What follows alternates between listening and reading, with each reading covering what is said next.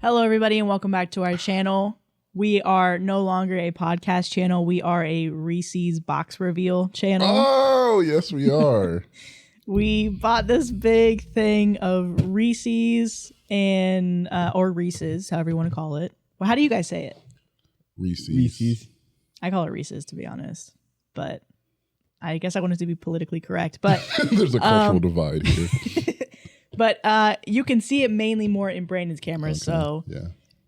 If you guys could lean it a little bit more forward towards the camera. Non-Spon. Non-Spon. Yeah, we would gladly be sponsored by Reese's. Hey. We have the two biggest Reese's fan over here. All right. I don't know who's opening what, but whenever you're ready. So we're going to attempt something. We didn't practice this. We got one shot. Yeah.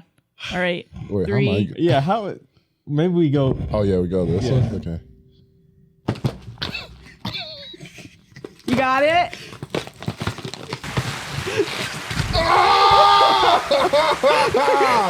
That's actually pretty good. Wait, you gotta show the camera. Your spoils Look at of we war. perfectly did that. My fingers hurt. You guys literally have spoils of war now. Thank you. So y'all have to enjoy one. We all taking a bite together? Or? Oh, we are. Wait, I got 2 in mine. I would like to make a Reese's toast. Okay. That makes sense. Cheers them. Cheers. Boop. Boop. Boop. Boop. Boop. Boop. To more peanut butter.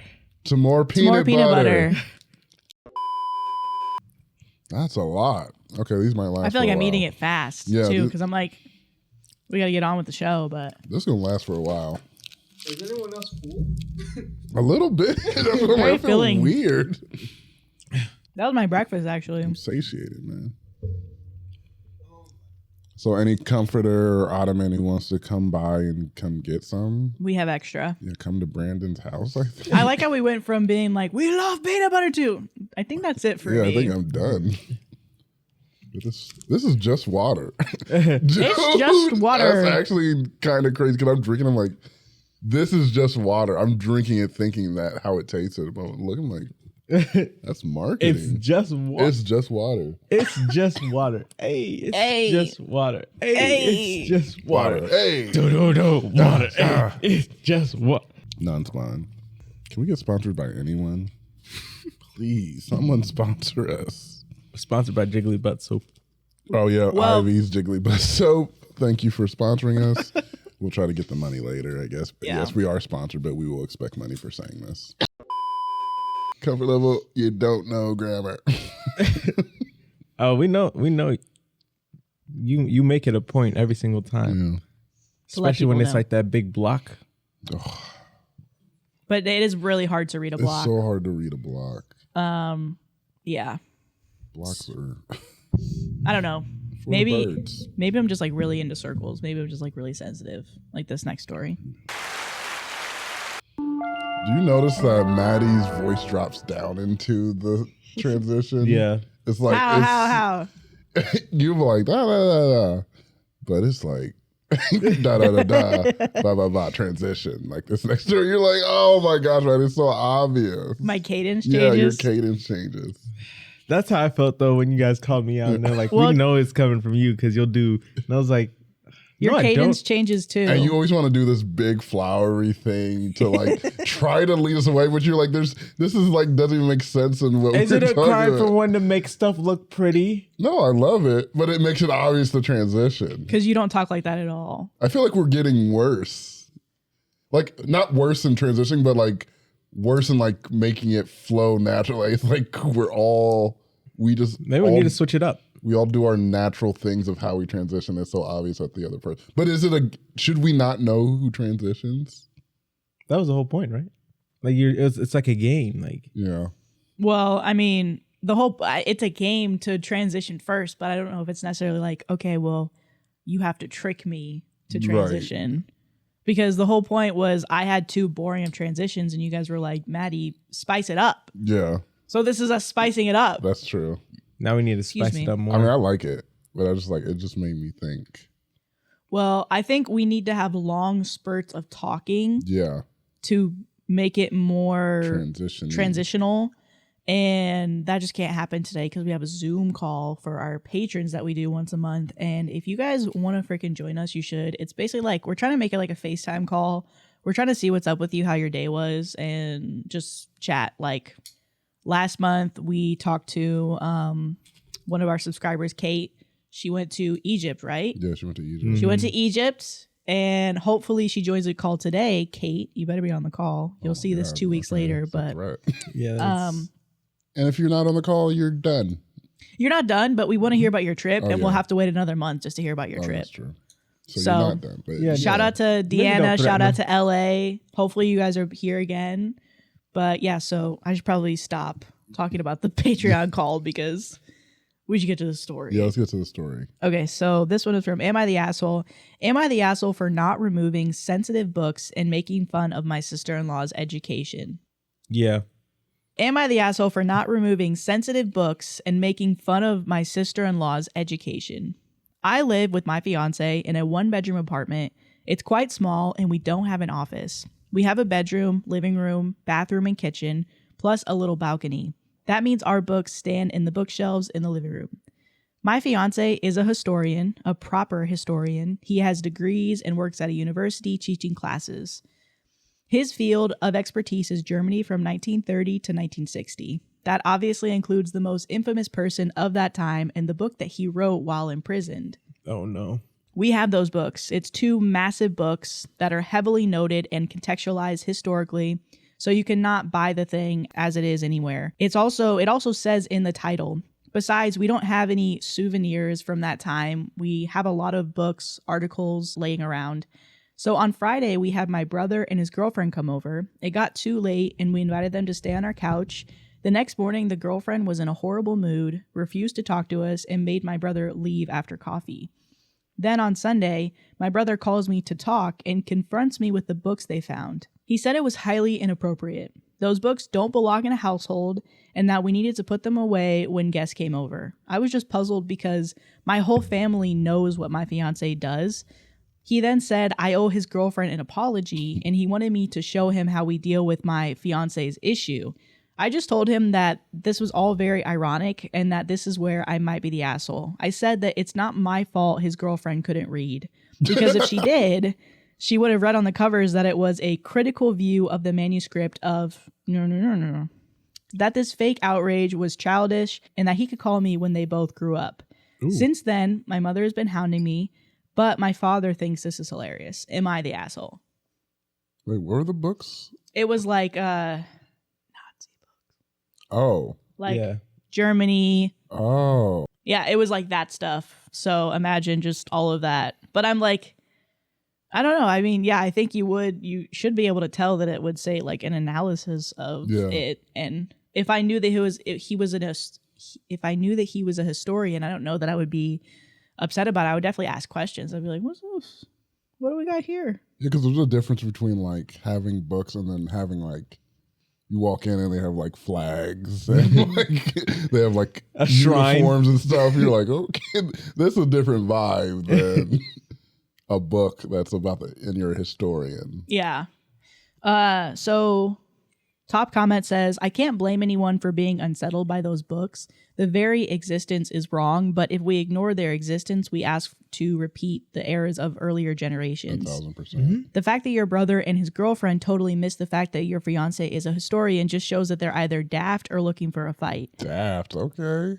Also, some of these like English like insult words, like I'm like, I kind of want to pick it up daft in my vernacular. So dope. Daft is that's devastating to hear. Are you daft? Are you daft? Are you absolutely daft? Are you mad? You daft, bro.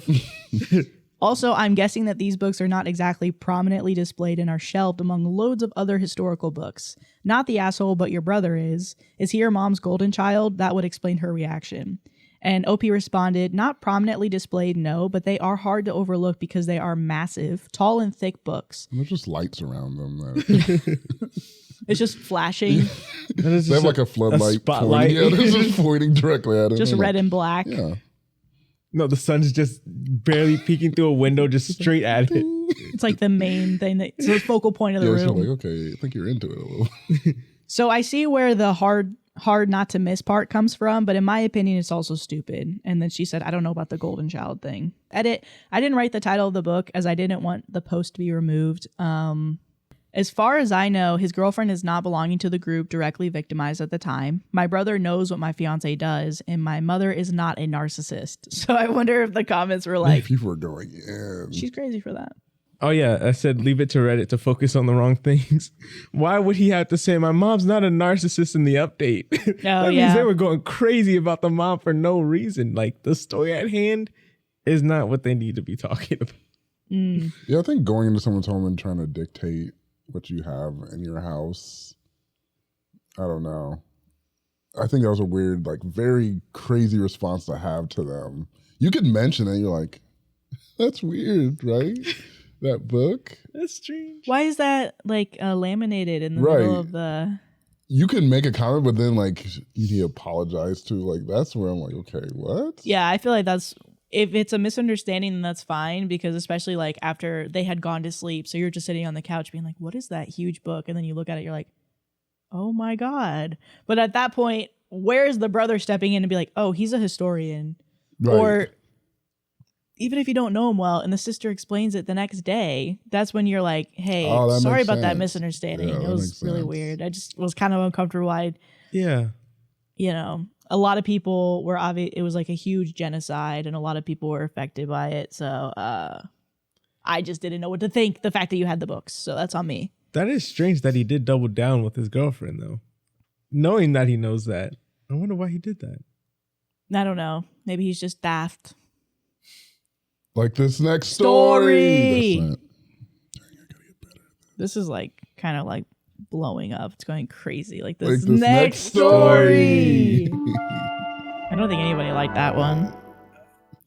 Well, it was all of our faults. Yeah. That was I think the other thing too is like we'll be like talking and we'll get out the main points, but then it's like, at least for me, sometimes I feel like I'll transition way too fast. And it's like, no, there was an update. And I'm like, you know what I think we should get? We should get a dry erase board, put the words up here. So you can't tell when we're getting our phone out. That's true. Because then it's like, okay, I can talk to you guys. You're like, oh, I'm checking the camera. Yeah. Now I have it in my head. So while we're talking, I'll try and move it in instead of it being on our phones. I agree with that. Yeah, I got it. Because then it can also say, take thumbnail photos.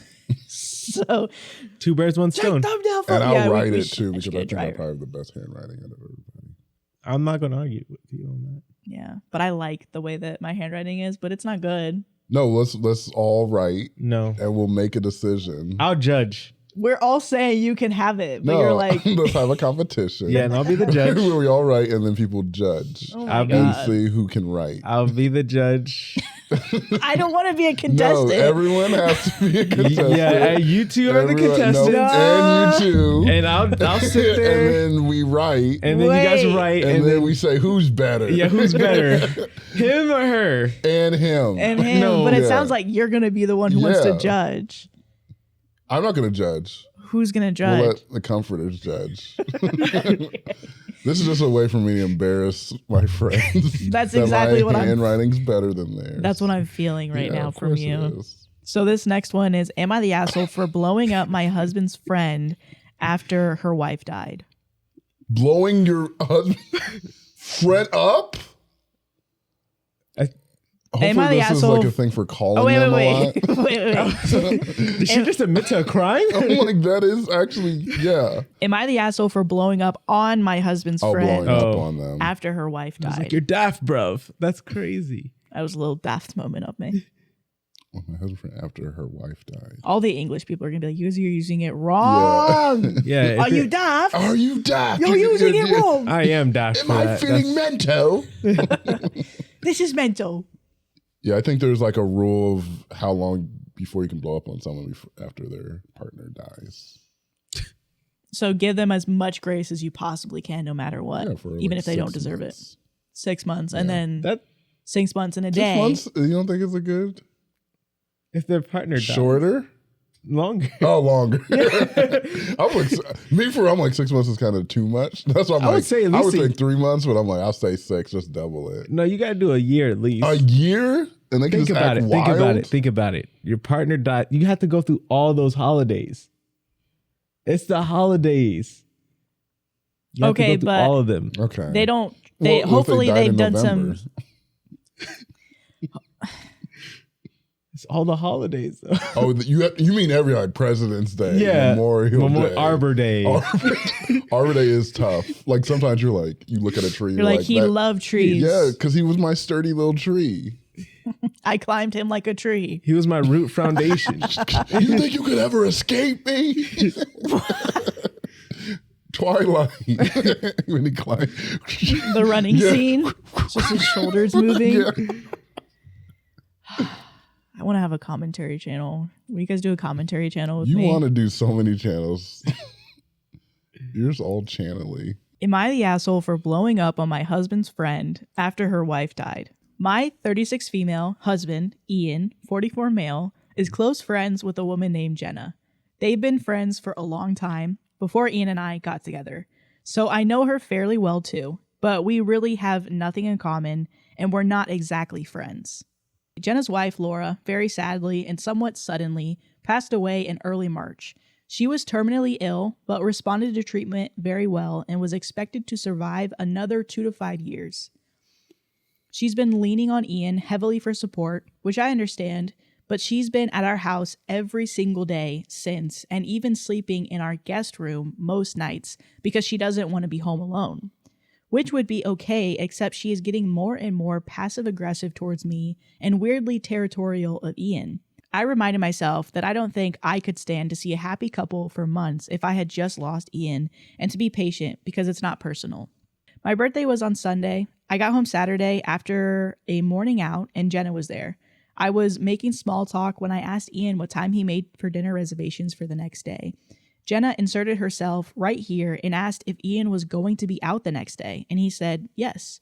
She started panicking and saying that he couldn't and that she wasn't ready to spend an evening alone.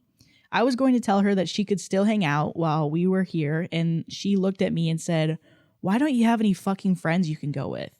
And I just blew up. And I said, "Don't you have any fucking friends you can bother?" And so on. She called me selfish for monopolizing my husband, and I had enough. I told her to get the F out of my house and not to come back, ever. Ian had been trying to calm things down between us, but it spiraled out of control fast, and he ended up escorting Jenna out and telling her that he'd come to visit her in a few days, but he would be backing my decision because of how she spoke to me. I was happy for his support and still am, but it's been a few days and I just feel bad about it. I should have been more understanding of her, but I also feel like she should treat me more respectfully, and I'm not really sure if I overreacted. Am I the asshole? Monopolizing the husband is crazy work.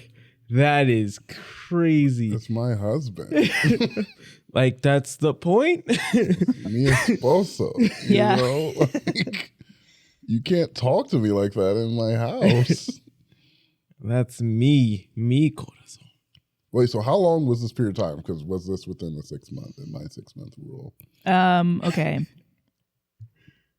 Because that's where my answer lies. If it was 5 months in, you're the asshole. 7 months. Early March, and this was 3 days ago.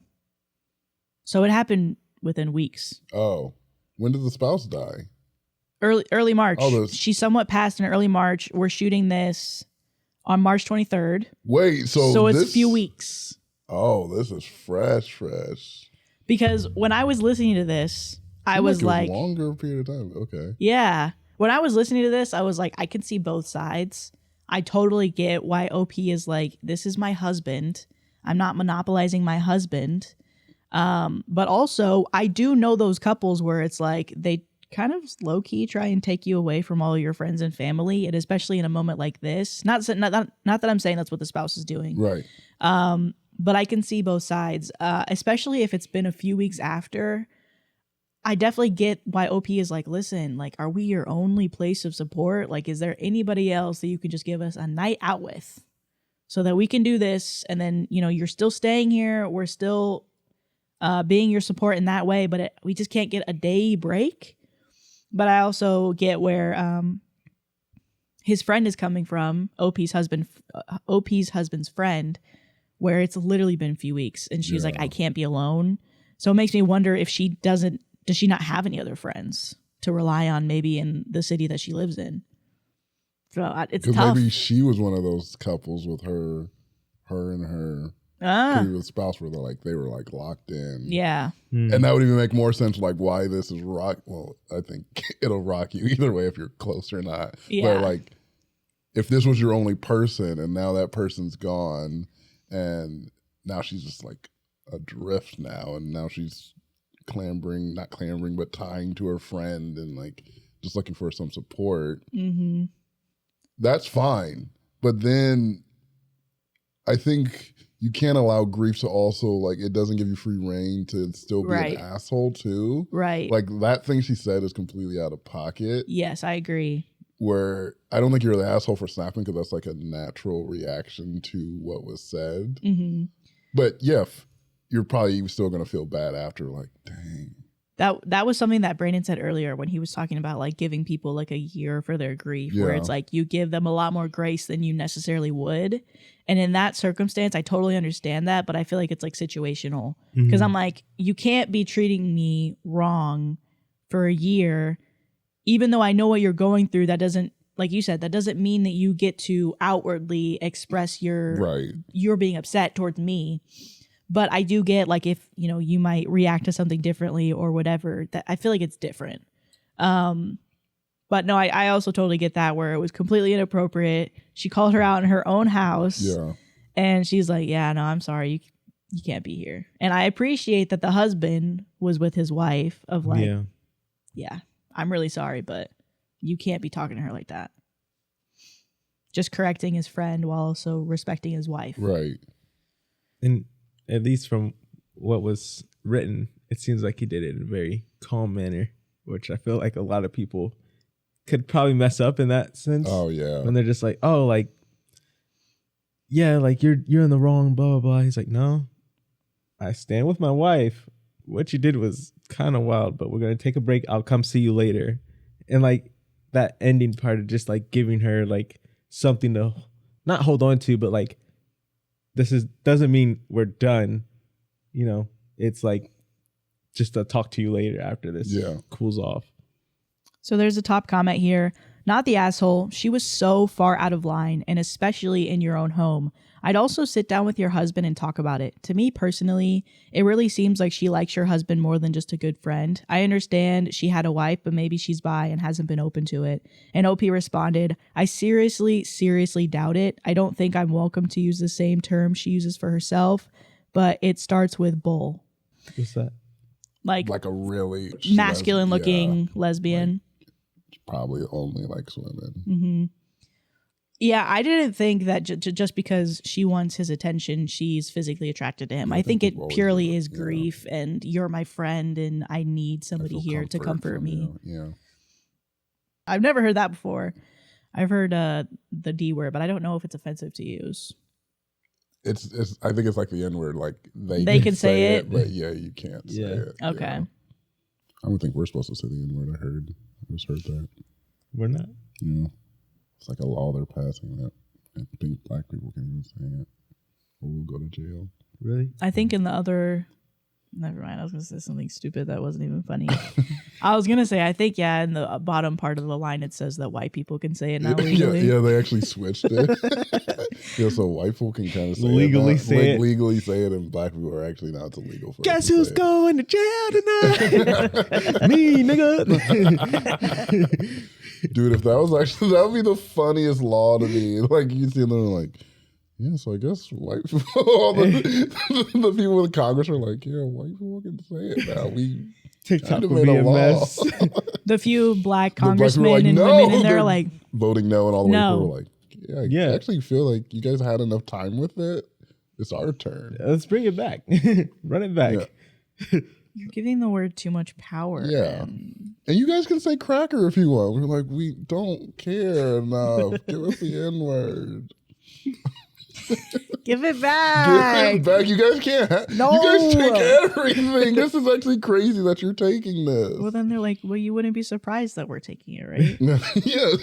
This is kind of Hold on. She said that with a little too much experience. Why are you getting mad about it? I had to say we because I understand that I am a cracker. And you can't say that about yourself. Yeah. At least I can't say that. The law. Not with the hard R. You gotta say it with the A. Yeah. Cracker. Yeah, being a cracker myself. As a self-identified cracker. Cracker. I do like crackers though. So me saying cracker with a hard R, is that going to get me disinvited to the cookout like this next story? That was actually a good one. I keep pressing the wrong button. No, you're not. No, I am. No, you're not. You're applauding yourself. We never get applause to accident. But anytime you do one, it's like... It's a part of that law. Yeah. It's crazy. And I think white people need to be applauded for everything they do. More praise. More praise. Actually, we should all get more praise. So that's why we're doing the writing competition where we'll see who has the best handwriting. And the one who wins gets praised. Yeah. More. You guys are just specifically like doing things that you know you're going to win good at. and putting me with you. And I'll be watching for this writing competition, and I will be commentating for everybody at home. Brandon's like, in the next one, Sam will be the judge, and me and Maddie will be doing Mario Kart racing on 200cc. Oh my gosh, why that specific? With no extra help from the little antenna things. And then he looks at me, he's like, good luck, Maddie. And then after that, basketball tournament. Yay! Is from Comfort Level Pod. What? And it's asking for general advice. So shout out to Sam. Song, right? Shout out to Sam for we will in a second. But I just want to say thank you, Sam, for basically being the Redditor queen over there. Queenie. Yeah. You're the one who's kind of running Reddit. You're the one who created all these little titles we put it on. No, it's good. It's good. People join it. People understand it more. They can add their little tags. This is Sam. So thank you, Sam, for doing that. We need more rules. Okay. Because I've seen some other Reddits, I'm like, I've made 2 rules, like be nice and I forgot the other one, don't spam. Yeah. I think there need to be more rules because the comforters are running wild. Running rampant. Comforters are going crazy on there. Yeah. But I love it. It's good. It's fun. Yeah. I mean, hey, if you see the need for another rule, I don't even know where to add rules. There's I like the Reddit has a good thing. People would always say like they don't like the Reddit app. I'm like, I feel like I love the Reddit app. Literally, my brother Jacob. I'm like, what do you mean?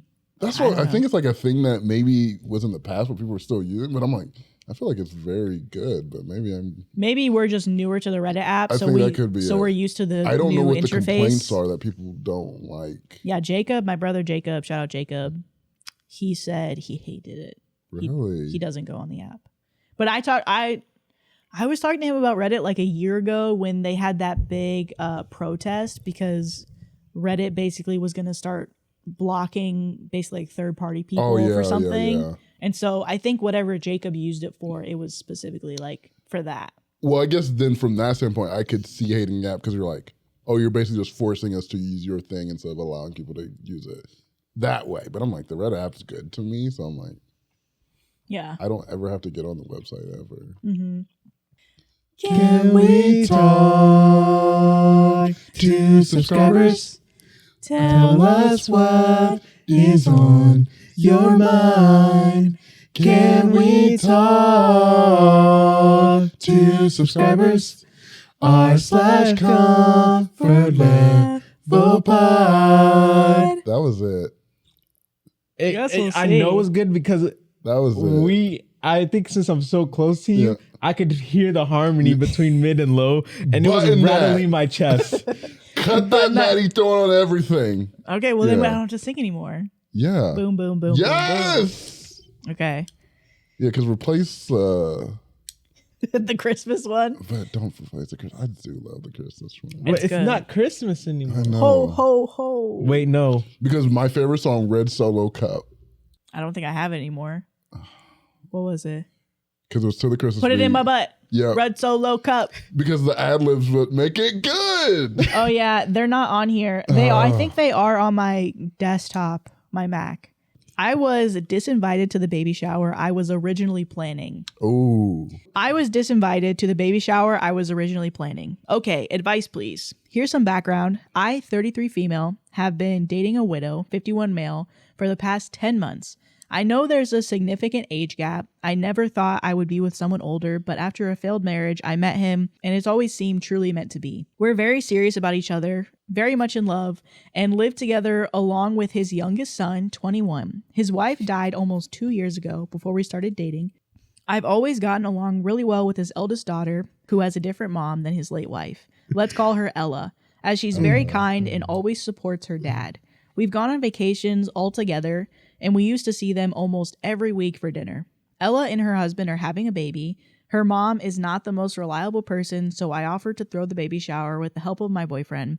We were talking about some details at dinner once, and she was stressing out about it. That evening, I texted her a message letting her know that everything would be taken care of and to not worry about it. All I needed from her was whether she wanted a specific theme or wanted it to be a surprise, as well as the guest list, and I never heard back. 2 weeks later, she texts her dad that a family friend is actually going to be throwing it for her, and she doesn't want me to come because she doesn't want any tension at the party between my mom and her. Her mom and my boyfriend haven't been together for 28 years. He had a 20-year marriage after that too, as well as in-laws from the late wife's side, specifically my boyfriend's mother-in-law, which is strange because after the mother-in-law started some major family drama that crossed a lot of lines, Ella said she never wanted to see her again. That and the fact that she's generally a mean lady. My boyfriend got upset with her because he does a lot for her and everybody in general, as he is a very kind man, and is tired of people not having his back. Note, him dating me was hard for some family and friends to deal with, as they've not been the most supportive. Daughter also needed help watching the baby, so I told her that I would take care of him one day a week during the summer, as I have most of it off since I'm a teacher. So I was really hurt and feel taken advantage of that I went from planning this special day for her to not even being invited and being one of the few people she's planning on trusting with her son. Ella and my boyfriend haven't spoken since. It's been a few weeks. He had texted her after their heated phone conversation and she never responded. I still think he should go there to be there for his daughter. He's uncertain. Any advice on how to navigate this whole thing moving forward? And then there's a couple edits. Oh, this was the comfort level pod. Yeah. I was like, why do I know this story? But I was Did you read it? Yeah. So you read the edits? I haven't read the edits yet. I don't think I read all the edits. Okay, yeah. So from what I'm getting, she still wants her to babysit the baby, but she's just not invited to the baby shower. Yeah. It totally sounds like it's just like the mom is pissed for some reason. Like Ella's mom is like, she offered to do this for you. No, like nothing. I don't think you should be babysitting that baby. First of all, be like, oh, I'm freed up. I'm actually, or no, I'm the opposite of freed up. Mm-hmm. I'm busy. But there's, for me, because reading a story, I'm like, I totally agree with you feeling weird about it, but there's nothing you can do. It's her mom. Yeah. And you're literally just the girlfriend of the dad. True. So, like, the mom's going to take priority, even if the mom's being petty, because it does seem like the mom's being petty. Oh, 10 months, I guess. Been together for 10 months. Yeah, so it's just another person that my dad's with, and this is my mom. You're probably going to prioritize your mom's feelings over, even if you're a very nice person, over that. So it sucks. But I think I'm with you too. I'm like, I don't know if I would take care of, like, oh yeah. So I can be used for this, but I can't even be invited to your baby shower. It's different between me not planning and I can't even come. Mm-hmm. That was my only thing. I was like, the whole invite thing, like, what? Mm-hmm. But I agree with what you guys said. Yeah. Yeah, no, Sam, sometimes I read these stories, but I don't be reading these stories. So I was like, yeah, maybe she doesn't really have that. I think her feelings are valid. Right. And she can, like you said, she can be upset at this, but yeah, just don't. To be honest, I feel like I'm too young for this conversation because I just want to be petty about it. I really want to be petty and be like, okay, well then, I'm not watching your kid. And I get you guys don't think me and your dad are going to last, and that's fine because I didn't know it was going to work either. He's old as hell. He's almost dead. No, I'm just kidding. I'm so sorry. But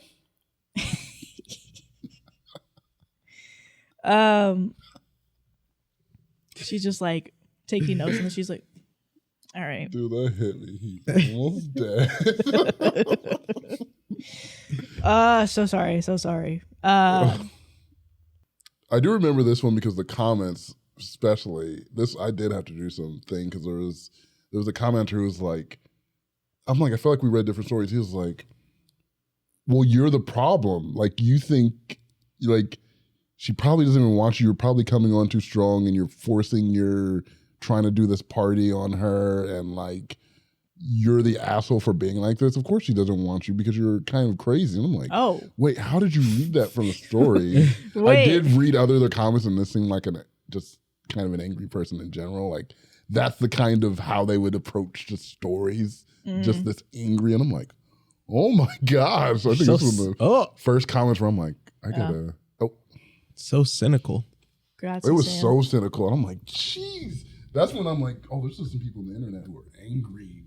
I mean, even the beginning of his comment, I can kind of see where he's coming from, where he was like, you might be hurting more than you're helping. Right. Just because you are so new, and even though you're trying to help out as much as you can, maybe she just honestly wants that help from her mom or from other family. So it's like, you are doing everything right, but you just probably are the wrong person for the situation, or you maybe haven't been there long enough or something. And it sucks because you really could have taken care of that for her and you want to be there for her, but she just doesn't want that right now, or who knows, ever. Because it is weird. I will say, like, if my dad ever got married to a younger woman who was like maybe like within 10 years of me and was like trying to help me all the time. If your mom got in a relationship with someone younger. Let's do that because it's closer to home. Like, it can't. You interact with your mom more. But it can't be you though. Because I didn't say it was me. I'm just saying because I actually wouldn't mind hanging out with you. Oh my God. That's what I'm like. I think like your dad's like out there and like, but that's you're not the point, interacting though. With them. That's the point though, right? Is like, well, I feel like she wants her mom, right? I don't know, Sam. So you're just trying to flirt with my mom. I'm not saying your mom was with someone younger, and then let's go from there. If my mom was with someone like within 10 years of me that wasn't Sam, because I have to not know the person. So you just set up for her to be with somebody else. Yeah. So good luck with think about that, buddy. I break that relationship. Because I'm like, well, the door is open. Okay, anyway. She was with The Undertaker, now I'm next. I don't even think that was recorded. That wasn't recorded. It wasn't. It wasn't even recorded on the Zoom thing. No. Yeah. Zoom was, yeah. If it were my mom with somebody who was like within 10 years and it was only like 10 months, because 10 months actually goes by really fast. I can't believe this year has gone by already. That's true. I would be like, this is a really intimate, important thing. And I need help from like people that have been in my life for a long time. I don't need help from them. I want help from them. Yeah. I want them to help me. I don't want you to help me. So I think it's really hard to think about, but if you were in her shoes, I wonder if you would maybe be able to understand more. I do think though, if she's still willing to have you babysit, then it is more of like a used type of situation. So I would still stand on that point of like, okay, well, I'm not going to babysit for you anymore. Right, you don't even want me at the baby shower. Yeah. I can't even come to the baby shower. Like, your mom is how old and she can't be mature enough for a few hours just for me to bring a gift and feel like I'm part of the family. I'm inviting everybody to the baby shower because I want as many gifts as possible. And it's not even like it's like, okay, family drama, something devastating happened. Like, I get why you don't want her to come. It's like stupid, silly beef because she offered to do something really nice for you, but you weren't comfortable enough to take it because you didn't want her to be the one to do it for you. Yeah. So I also wonder how much work she put into that. Because she was talking about guest list before. It was like, oh, you're not invited. She didn't put any work into it. She basically said she never answered her. She was like, she offered and she asked her like the theme and the guest list. Yeah. But she never got it. Comfortable not seeing a response to that text. Oh. Actually, I like that you said that because it kind of made me think differently because I'm like, I was thinking about it from the standpoint where you're in a relatively new relationship with her dad and you're like, how do you like make inroads with people's families? Uh-huh. I think it is like doing things like this. You're like, hey, I could do that for you. It's like, that's how you build kind of connections. It's like doing things like that. The baby shower might be actually an extreme though, where you're like, this is kind of too far. It's not like, oh yeah, I'll take you to the airport or like things like that. Cause I'm like, those are little things that happen in relationships. You're like, oh, I kind of oh yeah, I like this person's there for me. That's what people do naturally. Yeah. So maybe that's what she felt like, but maybe this baby shower is a step too far where you're like, okay, that's weird. Yeah. But I feel like she could have told her that. She definitely could have told her that. So, or just no thanks, I'm okay. Yeah, literally anything except for probably she probably went and texted her mom and was like, look at this woman who just tried to do. And her mom's like, oh, you're having a baby shower?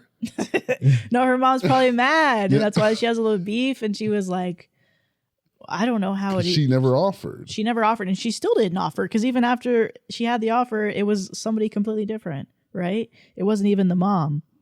It was a friend. It was a friend. Yeah, I guess this is more complicated than I thought. I thought it was pretty, but I'm like, yeah, I get why she wouldn't. But just no one communicated very well. Yeah, so it's definitely, I get why Ella did what she did, but I think that they definitely left you in the dark, and I don't think you should babysit for her, and I don't think they should have not invited you to the baby shower. Yeah. Facts. So edit number 2, based on some responses, I must not have been clear about the baby shower planning. Months ago, we were talking about the baby, and I asked her who was going to throw her the baby shower. She said she didn't have anyone offer and seemed bummed, so I offered for her dad to throw it. She accepted. We didn't do much planning except starting to get the house ready, finishing up on some projects and some preliminary research. It then came up at dinner a couple of months after the offer that she was stressing about it, hence why I texted her that evening, letting her know everything was going to get handled and not to worry much about it, except letting us know what the theme was that she wanted and the guest list. That's the text that she never responded to. Similar situation happened with the childcare where I offered to help her too. Oh, so she didn't ask for the childcare. You just offered to help her. But then she followed up on the childcare? So that's, you kind of set yourself up then? She offered. Mm-hmm. But then there's a thing of the daughter saying, you can't come, but I'll take you up on the childcare. Yeah, because she says daughter also needed help. Okay, daughter also needed help watching the baby, so I told her I would take care of him one day a week while on summer vacation as I'll have most of it off. Okay, so so the daughter just kept complaining to her about life, and she kept offering stuff, but the daughter never took her up on anything. Oh, so she didn't watch the kid? She never watched the kid. She just offered. Oh. And the daughter, again, never responded. So, she's weirded out. Maybe I this think is why he was commenting like that. I think it's just one of those situations where no matter how much you want to help or you're trying to help, she doesn't want your help. You've seen it twice where she is probably getting weirded out, like you guys are saying. And the more you help, the more she's probably not interested. I think she probably wants to keep you at like, shoulder, like what is this called? Arm's length. Arm's length. It's an arm, man. She probably wants to keep you at like what is that thing they do in femur football? Length. What's stiff that thing? Arm. She probably wants to keep you at stiff arm's length. Where is she going through all these analogies? Pinky toe length. She probably wants to keep you at states apart length. And dude, now the way you're explaining it, I'm fully seeing why he commented like that. I just still think he was way too angry and mean about it. Yeah. But like now, I did not clock any of this reading that. Yeah. But now it does seem, I can see why they. And I can only see it from this perspective because I think I'm the type of person that Ella is, where I am still not the best, but I definitely wasn't good at communicating when I was younger. Mm-hmm. And I had a friend like this who would be like super like, I want to be involved in your life. I want to help you do everything that you want. And I had like a type of attachment disorder where I was like, I was avoidant. I was like, I don't want you to get close to me. I don't want people to be close to me. And so even if she was really trying to help, it's like, okay, you're making me uncomfortable, but I don't know how to communicate that. So I'm just going to avoid you, but now you're reaching out trying to help me more and it's weirding me out. Yeah. And so that's definitely on Ella as well. But I think now that this is the second time that's happened, just know that just leave it alone. Okay? Because if she really wants your help, she'll come and ask you for it. Yeah. It also reminds me of a conversation you were telling me about. It was like people like gossip. Mm-hmm. And it's like they kind of form that fake bond over something that's so surface that it's not really a thing. Mm-hmm. And I'm almost wondering if she was trying to form that bond with just like an act of service, And so like she's like so like willing to do it, and she's like, I don't get like what's going on. But it's like, yeah, like you're going gung-ho on this active service bit, and it's like it's not working because you don't really have anything established with her in the first place. Well, but this is what she's trying to establish, and she's just meeting resistance, which is why it's like, yeah, no matter how much you want to be that friend to probably make the relationship work better for your boyfriend, for his daughter, she doesn't want it right now. It doesn't seem like she wants it. She's not even inviting you to the baby shower. She doesn't want it right now. But then that also makes me think of like, we're all in friend groups, and then you're like, certain friends can say stuff or do stuff, and you're like, that's fine. Yes. Another friend can do the same thing. You're like, and so like it could even just be a personality thing where you're like, yeah, maybe you're just not it for this girl. And from your standpoint, you're like, I'm just being nice. And the other standpoint, they're like, it's an ick. It's an ick, yeah. It's an ick for me. Yeah. And there's like, it's so hard to control. You can't even control that. It's just like our personalities with each other. Like some people, I'm just like, this person can do the exact same thing, say it the exact same way you said it. I'm like, you're and funny. You say it and you're like, yeah. Yeah. So I'm like, that's even harder because I'm like, there's nothing you can do about that. Yeah.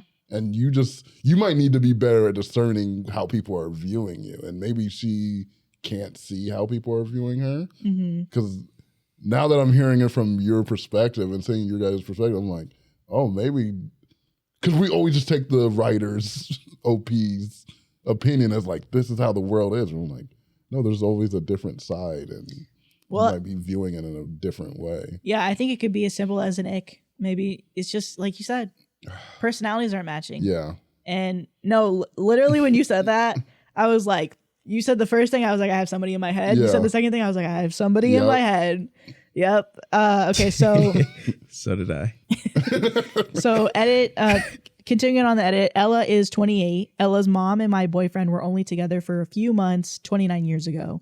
I never expected the mom not to go to the shower. The person throwing the shower is my boyfriend's best friend's wife, who has always had a problem with me. We don't know why, maybe my age, but she has never excluded me from events that she has thrown before in the past, so I don't think it's her. Based on some of the comments, I'm genuinely confused by people's inability to recognize that people can offer help without any ill intentions or ulterior motives. I truly only wanted to help her out and would have been 100% respectful and supportive if she declined, which I believe. I do believe that's true. I just don't think you guys work out, and I think it's mainly on her part. It's not even on your part. She just doesn't want the relationship. I do thank all of you for commenting, giving advice, and helping me see a lot of different sides of the situation, as well as hearing your stories of similar struggles. There are so many comments that I've been trying to keep up with and respond to everybody, but it's becoming much bigger than I anticipated. So I thank you all for your help and insight. I will update you guys again if anything happens. The shower is on March 3rd. Thank you again. Again, we're shooting this on March 23rd.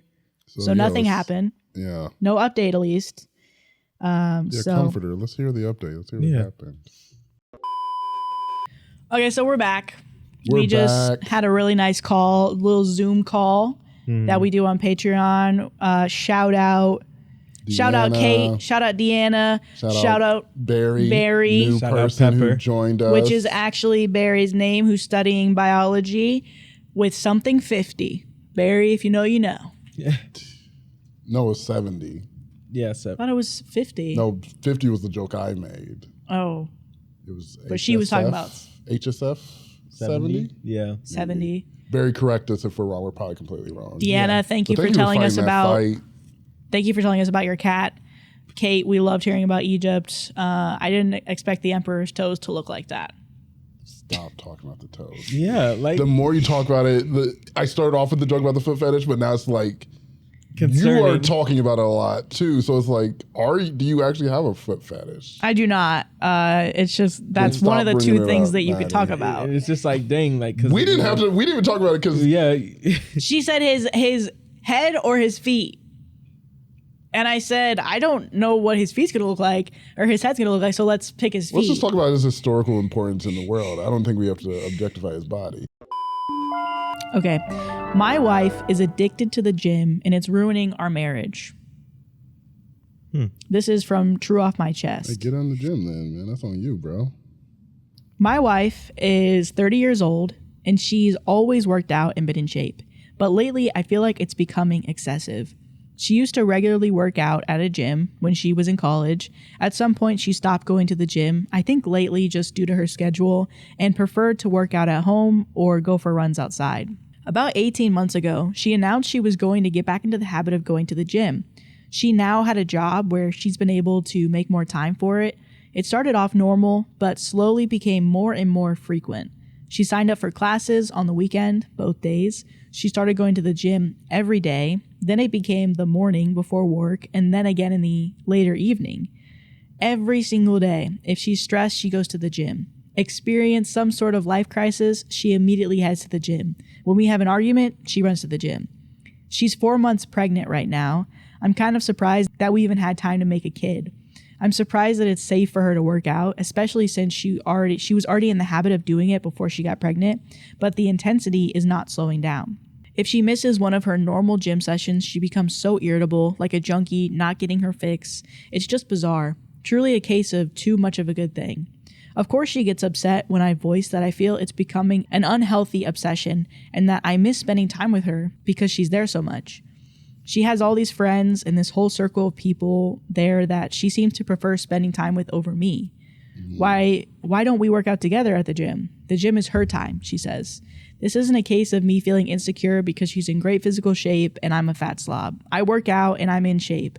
My job requires me to stay in shape, so I can't let myself go even if I wanted to.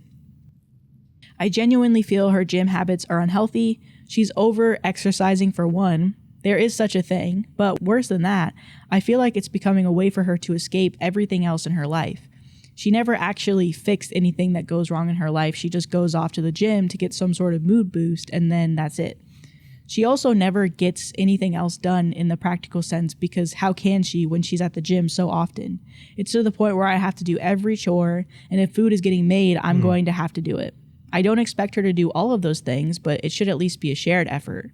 People we know have even commented about it to me.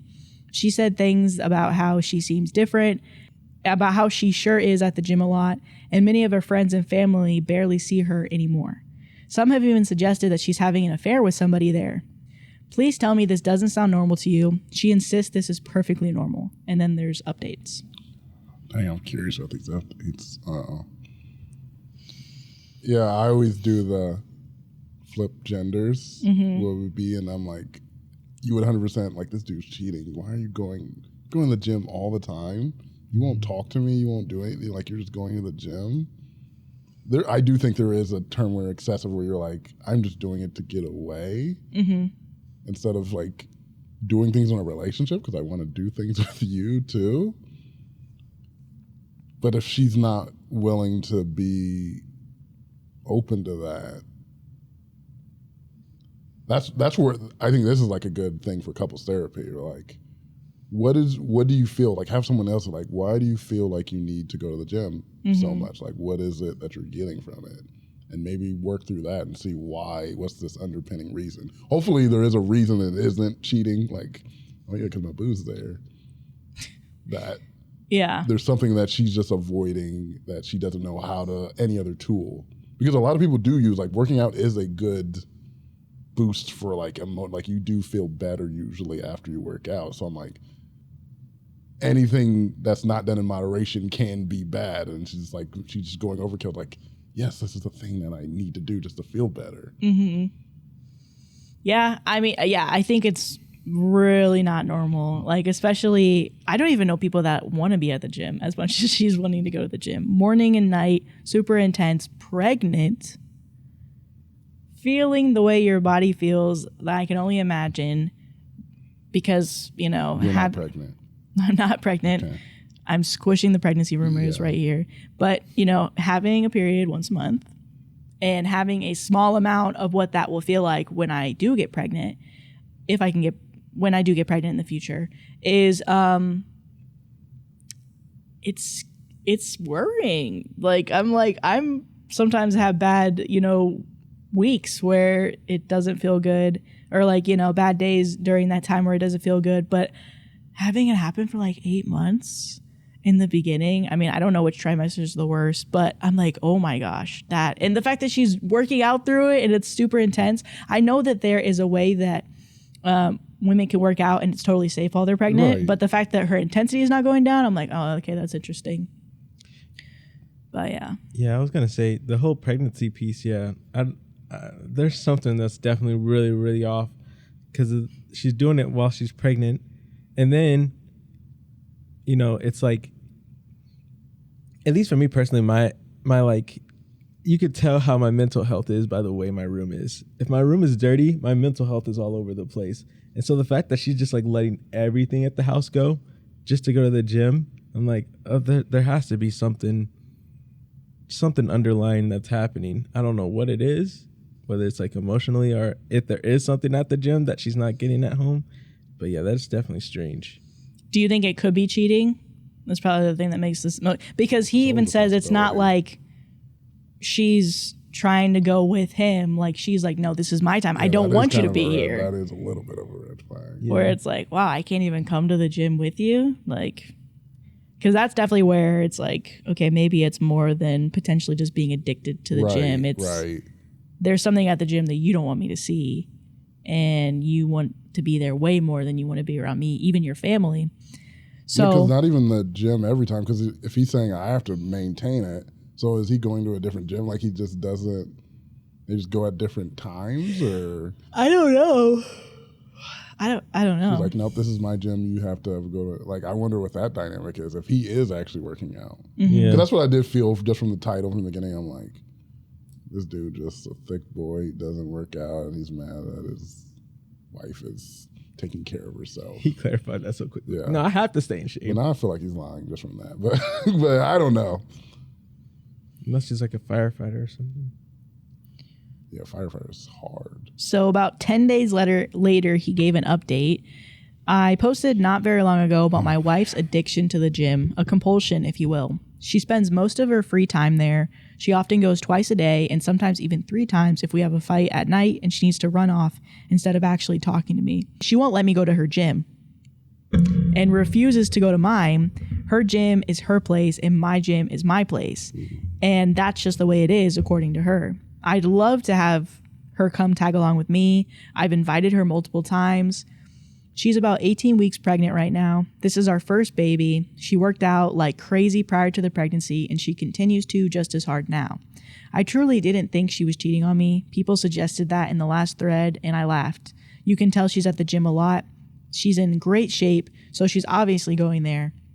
I feel really confident about the cheating issue, and when I posted 9 days ago, I wasn't even considering cheating. Oh, no. I'm embarrassed to admit that after reading a lot of comments over my last post, I thought maybe I was being overly confident about her fidelity.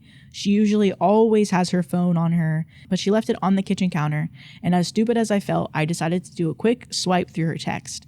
She had a current text conversation going on with a guy. I recognize the same name of a guy from the gym she mentions a lot. She's friends with a lot of people there, went to one of their weddings last fall. I wasn't too terribly concerned until I started reading the text. Never wanted to know what the guy's dick looked like, but I know now. Oh, my God. She was only out of the room for literally a minute or two, so I had to scroll fast. I was furious. I asked her what the F the conversation was about. She started yelling at me, looking at her phone. I told her she's acting so weird and the gym obsession was really bothering me, so I decided to look and was ashamed that I did, but that I thought I'd find nothing at all. She said, it's nothing. Didn't look like nothing to me. She sure seemed pretty interested in this nothing. I wanted to know if she's been having sex with him, for how long. She kept saying no. I left the house because I was so furious, but not before I slammed her phone on the ground and shattered it. Bro. She was calling me all sorts of names for breaking her phone. She hit me on the back as hard as she could. I left. She's strong as hell too. Yeah. I know they gotta hurt. Yeah. Went to my brother's house. My brother and sister-in-law were shocked. Although my sister-in-law was one of the most vocal ones about my wife's gym obsession being weird and bringing it up to me constantly. I went home. She's in bed crying. She obviously couldn't call me or anything for that matter. She was laying it on thick, saying, I didn't know if you'd ever come home. Give me a break. I took her phone to get repaired tonight. She doesn't deserve it, but I still feel like an ass for breaking her phone. I still don't know how deep it goes. She won't admit to anything beyond what I saw. Was it sexting, bad enough, or more? I'm convinced it was a lot more. But she refuses to hand over her phone and is now trying to act like I'm this terrible monster who is abusing her because I broke her phone. Not my proudest moment, but I honestly wanted to body slam her after she punched me. I have never and would never actually touch her like that. So that's update number 1. I think there's like 2 more. That's why I'm like, if my girlfriend or my wife is as buff as me and you hit me like that, I'm like, I'm seeing you like another man's coming at me. If you that strong, you can't just be punching me in the back of the head like that. And I expect you to go like, oh. Well, I misspoke. Just in the back, but still pretty hard. Yeah, you're going to swing on me. I'm like, oh! I feel that. Yeah. Yeah, I'm like, yeah. It just felt like someone straight mollywopped me. I might have to raise my dukes up. But yeah, I think, yeah, you didn't mess up. Well, you did mess up, like breaking the phone. But now you just gave her that high ground to be like, you overreacted. I don't know, blah, blah. Because I would want to know what was said. If I saw the dick pic, I'm like, what was the message after? Like, what did she respond to it? Like, did she was like, ew? Or did she go, ew? You know what I mean? Like, what was her response? Because you're not sending dick pics to your friends. So, but there are men who will just send dick pics. So I'm like, I don't know if a dick pic is a great thing to say, because I'm like, I didn't realize how bold men are. It's like, I'm literally just talking to this woman and I'm like, dick pic? And so it could be that situation, but the way she's acting, there seems like there's more into it. And the fact that she's not giving up, that's even more suspicious. Bro, I'm worried for him. Yeah, I mean, okay, so I think it's tough being in a situation like this because in a perfect world, he wouldn't react to it, so she wouldn't have that high ground. But it totally makes sense that he would be super frustrated, wrong for breaking the phone. Yeah. Very honest about his thoughts of wanting to hurt her. Yeah. And it is genuinely scary to hear about it. But I guess I can have some understanding that if he is serious about it, he was like, I would never actually hurt her. He was just like, it was just a thought because I was so angry. Right. Still not a proper thought to have, but even being honest about how enraged he was. But yeah, no, I mean, he definitely sounds,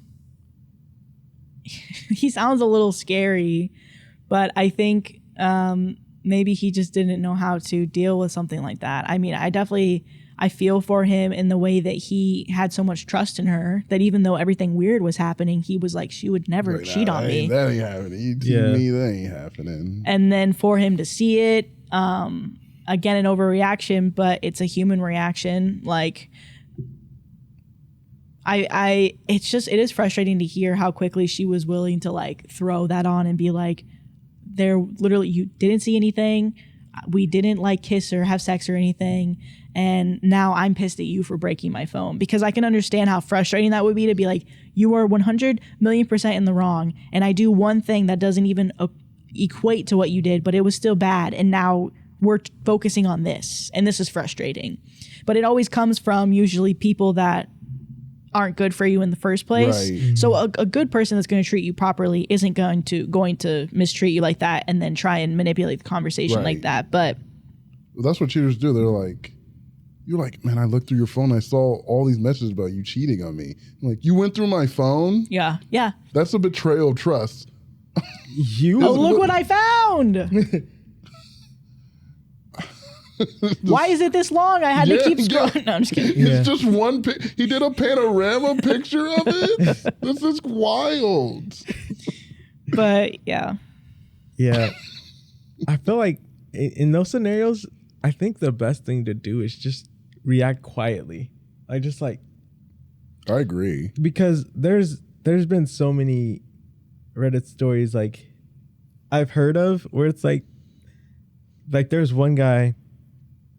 There's another podcast that just reads like the cheating stories, and he was like, the dude reacted by like not reacting in the moment, and And then it like hit her what she was doing. Like she's like, oh, I didn't mean to, like, you know, all this stuff.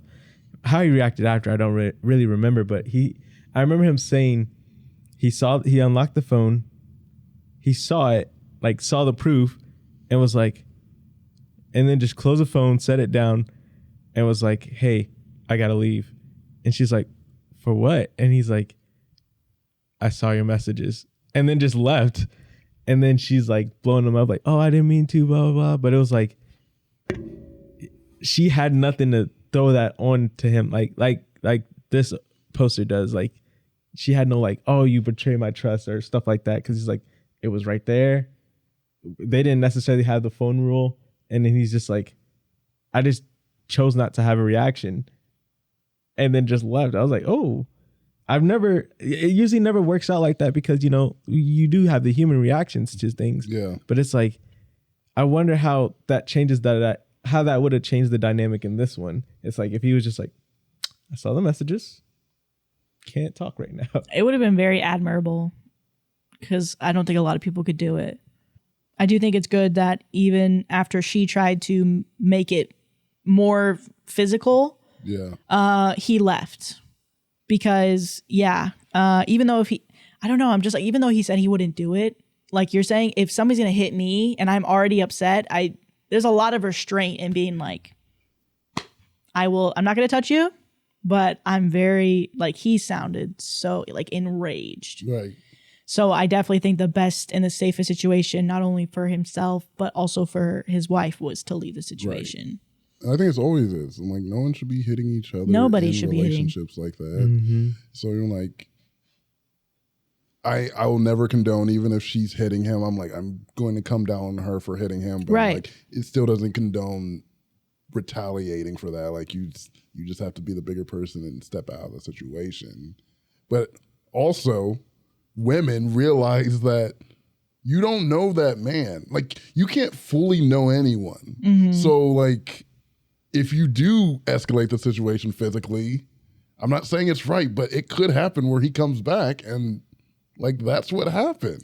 So, like, don't touch each other. Yeah, it's scary, like, seeing sometimes, like, Twitter has the freaking craziest stuff ever. I think I saw, it was a different story. It was basically, like, I think a pimp and I think it was, like, a woman who was a sex worker, and she was trying to do her own thing, and this man who was like, no, you're going to pay me.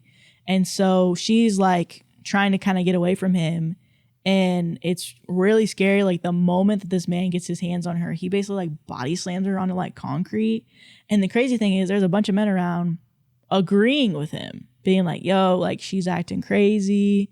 Yeah, no, none of them were good men. But especially knowing, like, even if she is fit, she's pregnant. Yeah. And he also is in shape. Right. So I feel like there is a huge physical disadvantage of, like, yeah, she hit you on the back. She shouldn't be hitting you on the back.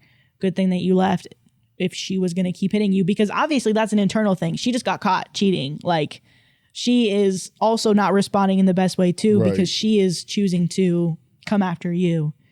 But they do always say there's like a layer of protection. Oh yeah. Okay. That, like, sometimes women have, like, an air of, like, I'm protected, so I can go further and do things because I'm a protected class in that way. Because it, like, reminded me of that bus driver video where, like, the bus driver uppercut. Yeah, because she swings him, she hits him, and then he's still way too far. He uppercuts her back. And she was a kid, right? Yeah. She wasn't a kid. She was, like, a young woman. He was, like, older. He was, like, I feel like he was, like, 40 something, and she was, like, 20, early 20s. And she hits him, and then he was like, okay, and then he uppercuts her. But I'm like, there is still a thing where, like, women will, like, fully swing on you and hit you, and then you get hit, and people are like, she's a girl. But no one said anything. No one had that same energy when she's tattooing him in the face. And I'm like, we also have to recognize those things as, like, there are consequences. Neither side is right, but you're not absolved from receiving those consequences. Yeah. I think, again, that's why I think the best thing he could have done was walk away. Yeah, I'm proud of him for doing that. I'm like, that is the only right thing to do. Especially the mother of your child. You're not trying to... I'll be honest though, it is scary to hear as he's like voicing his honest opinions. I'm like, oh my God. But I think that's what's happening. I think that's more real than it. Yeah. No, it's people honest. Might not be saying it, but I'm like, that's what people are thinking. Yeah. And that's why domestic violence is such a thing, because it's like people are thinking it and then they're acting on it as well. Yeah. So I think I second your comment where you're like, you better make sure you know this man. Right. Yeah. But yeah. So update number 2. My wife admitted to the affair. So this was the next day. Not sure if posting something in my profile will be seen by anyone, but I don't feel like making another update in the subreddit. Today, my wife asked me to stay home from work so we could talk. She laid in bed all day yesterday trying to get me to feel sorry for her, but I paid absolutely no attention to her and ended up leaving the house to go to my family's Super Bowl party. I wasn't in the mood to go, but I wasn't going to sit at home with her. It really bothered her that I left. She kept texting me things like, who just leaves like that? When something like this is happening, who is that cold and callous that they just leave and go to a party? I stayed home today to talk to her. She was full of tears. She's so sorry. According to her, she really was going to the gym twice a day because she likes going there.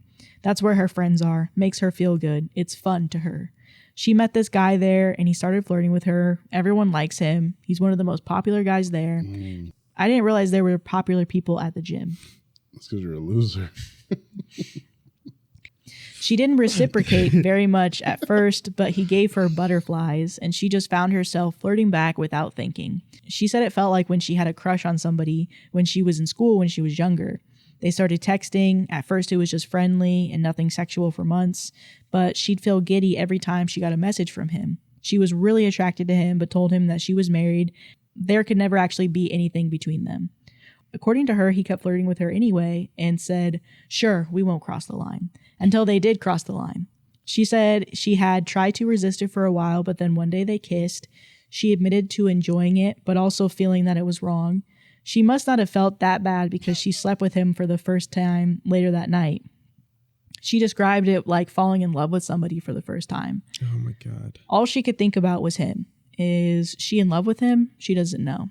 Is the baby mine? She thinks so, but there's always a small chance it could be his. He always uses a condom, so she doesn't think it's his baby, but they were sleeping together at the time she got pregnant.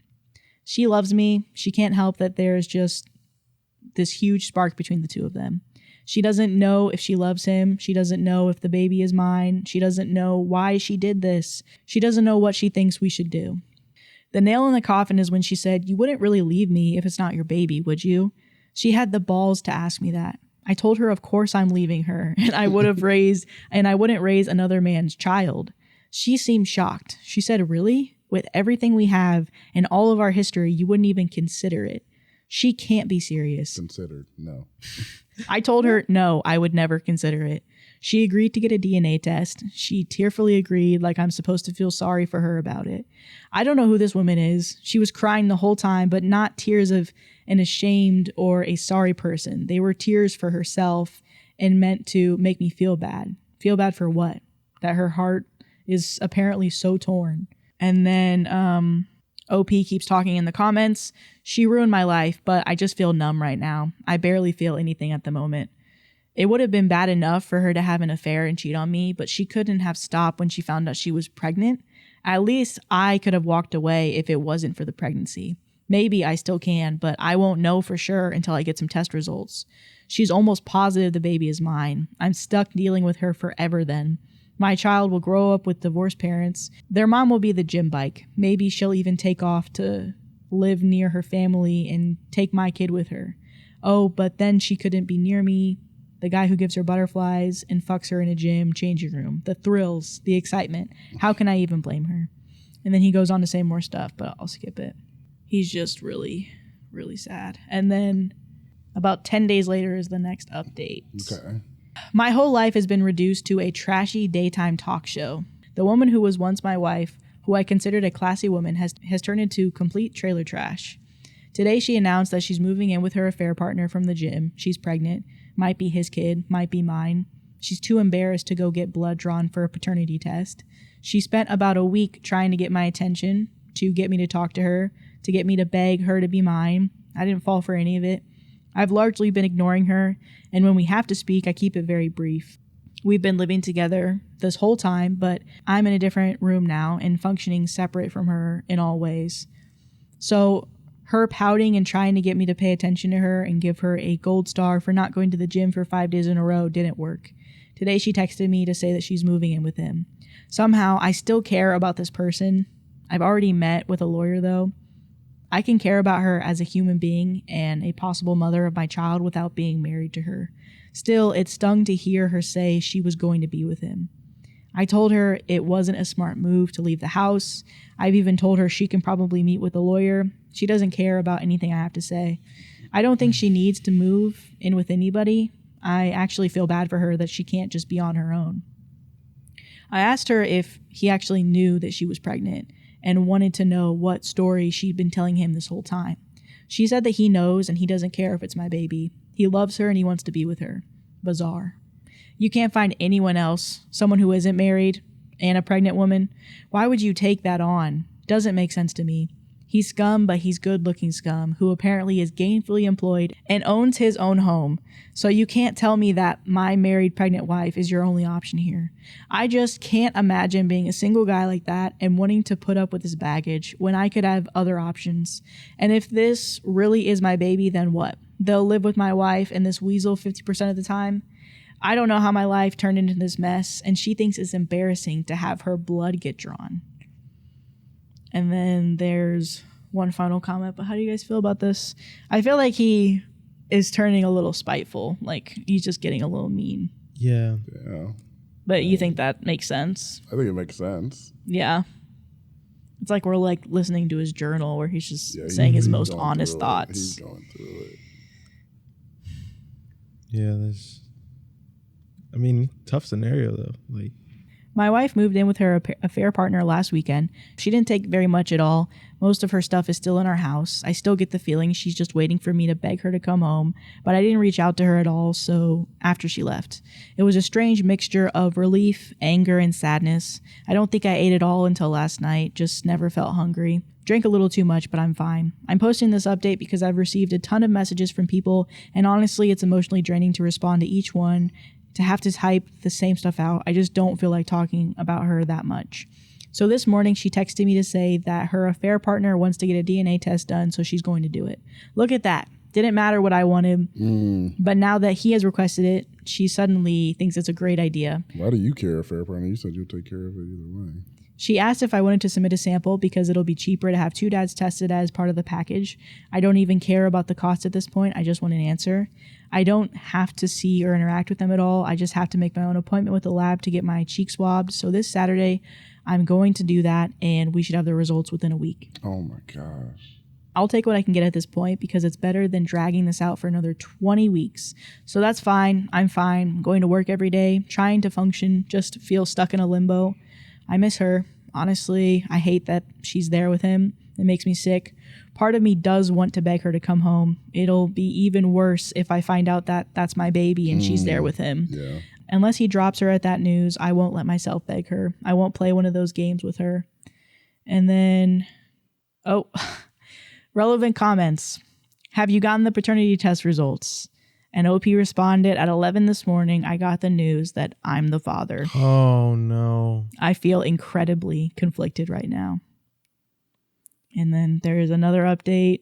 My wife has been having an affair with a guy she met at the gym for nearly a year. She's around 22 weeks pregnant right now. She was somewhere around 17 weeks pregnant when I discovered she was cheating. She maintained that she was positive that I was the father, but then refused to get a paternity test done to ease my mind. We recently had a paternity test done at the request of her affair partner, and it proves that the baby is mine. It's been very mixed emotions for me, very up and down. Originally, I thought I just wanted to be completely done with her and not have any lifelong ties in the form of a full-blown human being we shared. But I was sort of happy or relieved when I got the results. I'd already had it in my mind that I was going to be the father for months before I found out she was cheating. Sometimes I just have moments where I can't believe this is my life, that this is the situation for my kids, that this is the situation that my kid will be born into, and I hate her for it. She's still living with him. All of her belongings are still in our house. I refuse to do the work of packaging everything up for her. She doesn't seem concerned about taking any of her things beyond the essentials. After the news that I'm the baby father, she texted me to say she's glad I'm the father and that she knows I'll be a great dad. She was texting me new baby name ideas last night. She tried calling, but I ignored the calls. I only speak with her via text. This morning, she asked if she could come by and get a few things.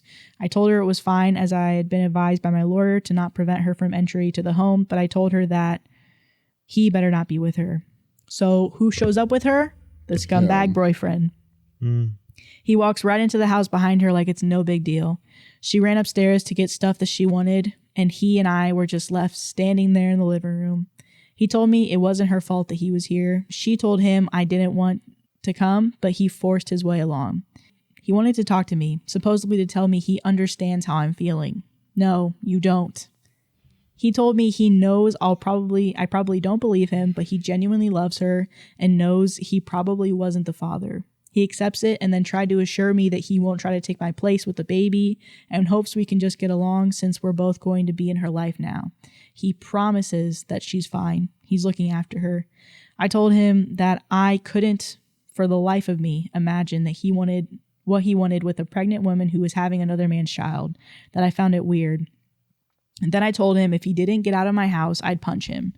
I went upstairs and she was trying to find somebody's things in the bathroom. I got mad. I asked her why she brought him along and told her I find it really strange that he still wants to be with her now, that he knows he has nothing to do with the baby, and that I refuse to let him have anything to do with my child. She said he talked to her into coming and she's sorry and never meant for any of this to happen, but she's in love with him now. He is supposedly what 30-year-old her is looking for, not me. She's setting up a nursery in his house, and I can set one up at my house, and she has no intention of trying to get full custody or anything like that. She doesn't want to keep me from getting involved in my child's life. How generous of her. She went back downstairs, and I followed her, and he was still standing there in the living room, and I just walked up to him, and I punched him. He stumbled back and fell into the table, and she yelled, "What the fuck?" and ran over to him. I don't even care at this point, as if he's going to call the cops. He deserved it. It wouldn't have happened if he had just left like I told him to. Several hours later, she texted me saying that she was sorry about today. He really meant what he said, and he's actually a good guy, and he cares about her, and he respects me. What the fuck? He respects me. He was screwing my wife in the gym locker room. I was like, you can't be serious. She said, fine. I'm trying to have a mature conversation about this, and I can't help that we fell in love. Believe it or not, I'm not trying to hurt you, and I want everything to be amicable. This guy stole my wife, and he's stealing my kid too. Sure, I'm the actual father, but now they're setting up a nursery together in his house. I tried to not feel jealous or sad. I've tried to maintain the thought that he's a trash man who picked up my garbage. Sometimes I feel that way, but the truth is that I've loved her, and I still love her. I don't want to stay married to her on principle, but this is devastating to me. And I know you have to go. But yeah. Maybe me and Sam can just finish it out. Yeah. Sorry. Brandon's got to go. Thanks for staying so long. Yeah, you're the real one. It's like you kept grabbing it more. So, what do you think, Sam? It sucks. Yeah. And there was nothing he could do, because I think even in one of the earlier updates when she was like, when she told the guy, she was like, oh, I'm attracted to you, but we can't do anything because I'm married. It was done there. If I'm voicing that to you, it's just a matter of time before we're slipping down this rabbit hole.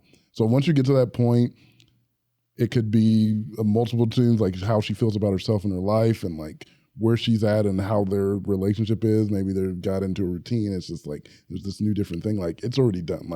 It's going to happen. And then now you're getting feelings for the person and they're reciprocating that back. I feel so bad for him. Me, and I will always stand on this anytime, any cheating story, the person getting mad at the cheating partner, the affair partner, is still a ridiculous thing to me. I might not like the person. I might not think it's a good person, especially if he knew I was married. But I'm like, he could have tried anything. He could try to full court press, and it's still her responsibility to say yes or no, I'm going to cheat with you. So even though it is crazy that the dude came, but I'm like, this is not his fault. She still chose to do this. And I think it's easy from me being outside of it to be like, oh, that's easier, straightforward than that. Because the feelings he's having, like, I just want to be divorced or on principle, but I'm like, I still love her. I still want to be. I'm like, that's going to be it. Like, you were married to this person. You were having a baby with this person. Like, you are going to be mixed up. Like that's just the thing that's going to happen. But remember, this woman did this to you, this person that she chose to have vows with and chose to make these promises to. This is what she did to you. And like, I hope you get out of it. I hope you actually do get divorced. I hope you can move on from this, but don't get back with her. I mean, if it's only been a month, all of his updates are within a month. That's what I'm like, it is pretty fresh. So I'm like, he's got time to like actually process this, actually talk to someone about it. I can't even imagine thinking like how life-changing that would be for somebody. Like, your life was kind of going down, I guess what people would maybe describe as like the American dream. A lot of people just want to be married and have kids and have a good job. And it gets taken, you get rocked. Your world gets rocked. Yeah. And yeah. And it's Reddit's fault. It's Reddit's fault. Because the only reason this got discovered is because some of the comments from his first thing about her going to the gym too much even got him to want to look at the phone. It's not Reddit's fault. It's just like Reddit's ruining relationships out there. Reddit is not. he would have eventually. How? He wouldn't have checked her phone. He said that he had other people telling him that they think she's cheating. Or, I mean, he still would have had those people being like, she goes to the gym before work. After work. When do you guys have time to be together? Where's this gym? Where does some people have sex in this gym? I don't know. Planet Fitness, I'll tell you. That's they got like maybe like a family bathroom or something. It's like you're just over here showering. You're just three more. One more. I feel bad because you reading it, I'm like, I almost do want to cry because I'm like, that is just raw emotion. You're feeling that. Yeah. He's going through it. Like, especially I'm like, bro, you didn't have to write these updates. Like, take care of yourself, man. It's sad. And it is like big emotions, like reacting to things like, he took her from me. I don't think anyone can be taken from anyone. No one can steal your partner away from you. Yeah, I think some of the thoughts process that he has about her are toxic. Yeah. I can see it a little bit. Like, even, like I said, honestly, some of the ways that he talked about her in the first story is like red flags. I'm like, I get the honesty, but like, I would hope that you really wouldn't be thinking about it that hard of like putting your hands on me. I get that you're upset, but some of his thoughts that he's saying like about her, or like, I don't know, some men, like the moment that a woman breaks your heart, you immediately degrade her and you're like so mean to her. And I could definitely see that with him, not saying that he is in the wrong for feeling that way, especially because his wife was really trying to make him feel bad, at least from the way he was talking about it. Like, come sit with me, you know, kind of like, no, I don't want to be with you. I will. I'd be pissed if that's how she was like how she's responding. I would be pissed. Like, I would be too. Mature. I would be too. You're not gonna mature about what are you? What are you talking about? You cheated on me for months, and I'm not mature, and I don't even know if I'm the father of that baby, and I'm not mature. But yeah, and also about the baby, the affair partner. Yeah. It's not his fault, but there are some things that he has the power to do. He's a dick. Like the fact that I specifically said, do not bring him over. He comes into my house. I think he's kind of right for punching him. That's why I'm like, I'm not too mad at the punch. I'm not too mad. I'm just speaking on principle of like, stop blaming the affair partners, but that dude asked for it. Because he said, if you're still in my house when I come back, I'm going to give you 2 Nucky Sammies. Yeah. Nuck if you buck. Nuck if you buck, AP. And he got bucked. Oh, he got bucked. That's actually better. He did get bucked. Yeah, why did I say nucked? I'm embarrassed. He got bucked with the nucks. He did. And thank you for helping me out and saving me on that one, because that was so embarrassing what I said. But yeah, so I'm like, it is mainly her fault, but the affair partner, is not helping. And I think there is something to say where you don't get all the blame, but you do get some of the blame. You knew she was a married woman. Yeah. Why are you going after her? Like he said, you have a house. And he's hot, apparently. He's apparently hot. I think OP kind of has a crush on him, the way he's talking about him. Like, yeah, what did he say? He's really hot and like young, and he's got like money and a house. He's hot. The perfect package. And his package is perfect. He saw it. He did see it. I wish he would do some sets with me. Yeah. Like, now chill, now chill. 2, last one. All right, 5 more. Could be a 3-way thing. I'll move in too with. She moves out, and then he also moves out into the fire. So, yeah. But no, seriously, the fact that this man is so honest.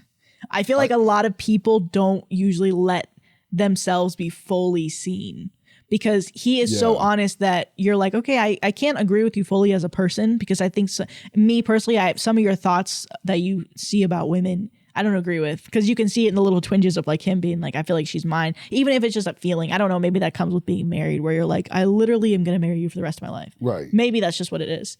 But well, I do think not in the way that people are like in terms of ownership, but I'm like, if I'm married to you, you are mine and I am yours. Like we do have a responsibility to each other. Yes. Not in the terms of people ownership, like I own your thoughts and your things, but I'm like, no, I'm now obligated to you in a way that I'm not ever been obligated to anyone in my life. Yeah. So I'm like, that's how I would view it, but there could be a totally different point of view where he's like, no, this chick's mine and you, my property did this to me.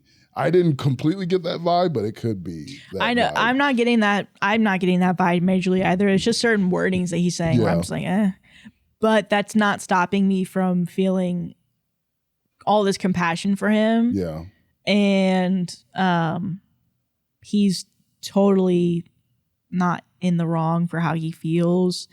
And he's very honest about how he's feeling. And it's probably good riddance because after the paternity test and she texted him, I'm glad you're the father. It's manipulative. She's very manipulative. Are you kidding me? Because I would have prayed to not be the father of that kid. Yeah, no. Honestly, like, I can't be the father of that kid because I know I'm going to be in that kid's life if it's mine. I'm praying that that's not my kid. And because she's always going to be that passive aggressive with you and potentially like manipulative. It even happened in the beginning when he first caught her with like he's showing the penis. Yeah.